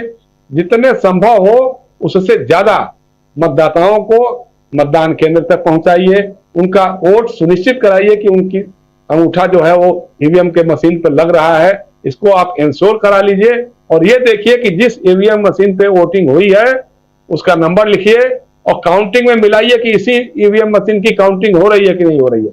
ये कुछ एहतियाती कदम अगर विपक्ष के लोगों ने उठा लिया, मैं बता रहा हूं कि जो हम लोग आकलन बताते हैं, बहुत डर डर के बताते हैं, उससे भी बहुत नीचे जा सकती है भाजपा, और उसका जो एनडीए अलायंस है वो उससे भी नीचे जा सकता है। जी राजीव जी। जी जी बिल्कुल बिल्कुल हो सकता है, जैसा आप कह रहे हैं। जो आखिरी सेंटेंस आपका बहुत महत्वपूर्ण है कि जो हम लोग डर डर के जो आंकड़े आकलन करते हैं चुनाव में रिजल्ट का, हम सब भविष्यवक्ता तो नहीं है, लेकिन हाँ इतना जरूर है कि अपने विश्लेषणों जो कुछ देखते हैं सुनते हैं, बातें होती है, उस आधार पर कुछ ना कुछ अनुमान जरूर लगाते हैं कि आखिर इस चुनाव में हो क्या रहा है और 4 जून को जो रिजल्ट आएगा तो किस दिशा में जाएगा। 3 फेजेस के मतदान हो चुके हैं और 3 फेजेस में कहीं ना कहीं पिछड़ता हुआ सत्तारूढ़ दल दिखाई देता है। इंडिया गठबंधन यहां मजबूत दिखाई देता है और मजबूती के कई सारे आयाम है, कई सारे कारण है, वजह है, वो आप सब अच्छी तरह से जान रहे हैं। एक तो सारे अलग अलग दल, क्योंकि नरेंद्र मोदी अकेले उधर हैं तो इधर एक नरेंद्र मोदी नहीं कि कई हैं, राहुल गांधी, प्रियंका गांधी, मल्लिकार्जुन खड़गे, ये 3 तो इधर कांग्रेस पार्टी में दिखाई देते हैं। आम आदमी पार्टी में अब संजय सिंह को भी आप देखिए, जब से बाहर निकल के आए हैं बिल्कुल अपनी बात बहुत तंदुरुस्ती के साथ, चुस्ती के साथ रखते हैं। अब केजरीवाल बाहर आ गए, उधर आप देखिए तो ममता बनर्जी हैं, दक्षिण में जाइए तो एमके स्टालिन हैं, फिर आप आइए रेवंत रेड्डी को आप देख लीजिए, फिर आप ऊपर आइए इधर उत्तर में तो आप तेजस्वी यादव को उधर बिहार में देखिए, हेमंत सोरेन नहीं तो हेमंत सोरेन की पत्नी कल्पना सोरेन लगातार बहुत चुनौती पेश कर रही हैं। और आप उत्तर प्रदेश में आइए तो 2 लड़के, और दोनों लड़के आज दिखाई दे रहे थे, यानी अखिलेश यादव और राहुल गांधी। ये सब तो ये सब कुछ अगर आप मिलाइए तो फिर कहां दिखाई देती है बीजेपी, ये सवाल खुद से कीजिए, जवाब आपको मिल जाएगा। तो इस कार्यक्रम को यहीं समाप्त करने की इजाजत चाहता हूं। इस बीच ये तस्वीर जरूर दिखाना चाहता हूं एक बार जल्दी से। अभी अभी जब अपने घर की तरफ पहुंचे हैं अरविंद केजरीवाल, तो उनका स्वागत किसने किया सबसे पहले वो देखिए, फुल स्क्रीन में जरा ले आइए और इस तस्वीर को आप देखिए। यहां पर अरविंद केजरीवाल का स्वागत करते हुए संजय सिंह, जो पहले जिस दिन अरविंद केजरीवाल के 2 या 3 दिन बाद संजय सिंह बाहर निकल के आए थे और इस केस को पूरा का पूरा, और एक समय जब आम आदमी पार्टी बिल्कुल टूट की कगार पर थी, टूट मतलब मोरल जो उनका है वो डाउन था, और पार्टी में टूट विद्रोह की बात नहीं कर रहा हूं, क्योंकि जब बड़े बड़े नेता अगर जेल में हो तो बाकी लोग और उनके ऊपर भी ईडी सीबीआई का शिकंजा कसने के नोटिसेस हों, जैसे आतिशी को भेजा गया था, वो हो तो फिर मोरल काफी डाउन था। उसी बीच एक बूस्टर डोज की तरह, ये कोविशील्ड वाला बूस्टर डोज नहीं, ये एक नॉर्मल बूस्टर डोज की तरह यहां पर अवतरित हुए संजय सिंह, जो छूट के आए और जेल के ताले टूटेंगे, अरविंद केजरीवाल छूटेंगे, जो नारे लगा रहे थे जेल के बाहर निकल के, वही स्वागत कर रहे हैं अरविंद केजरीवाल का अब अगले 21 दिनों तक। और खासकर कल का दिन बहुत ही महत्वपूर्ण है, बहुत इंपॉर्टेंट है दिल्ली के लिहाज से, दिल्ली के हिसाब से, क्योंकि दिल्ली की गूंज जो है वो पूरे देश तक सुनाई देती है। भले 7 सीटें दिल्ली में हो, लेकिन ये कई सारी सीटों को प्रभावित करती है दिल्ली, और दिल्ली आसपास आप जानते हैं, और खासकर एनसीआर में और उत्तर प्रदेश का जो एनसीआर का पार्ट है वहां चुनाव संपन्न हो चुका है, और यह पश्चिम का पार्ट है उत्तर प्रदेश का, जिसकी हवा पूरब तक जा चुकी है। और पूरब की हवा की जो कहे तो एक वहां क्या कुछ चल रहा है उसको भांपने की कोशिश करके हमारे साथी जयशंकर गुप्त जी आ चुके हैं, जो अभी अपने विश्लेषण में बता भी रहे थे। तो यहां से वहां बनारस तक, और नरेंद्र मोदी बनारस में क्या इस बार फंस जाएंगे ये देखा जाएगा, उस पर चर्चा जरूर करेंगे। तो आज इस चर्चा को यहीं समाप्त करूं, उससे पहले बहुत बहुत शुक्रिया अदा करना चाहता हूं जयशंकर जी आपका, शकील जी आपका, डॉक्टर दीपक पाचपोर जी आपका, अमलेंदु जी आपका, और साथ में जुड़े थे राहुल लाल जी आपका भी, आप सबका बहुत बहुत शुक्रिया, बहुत धन्यवाद। आप तमाम साथी जो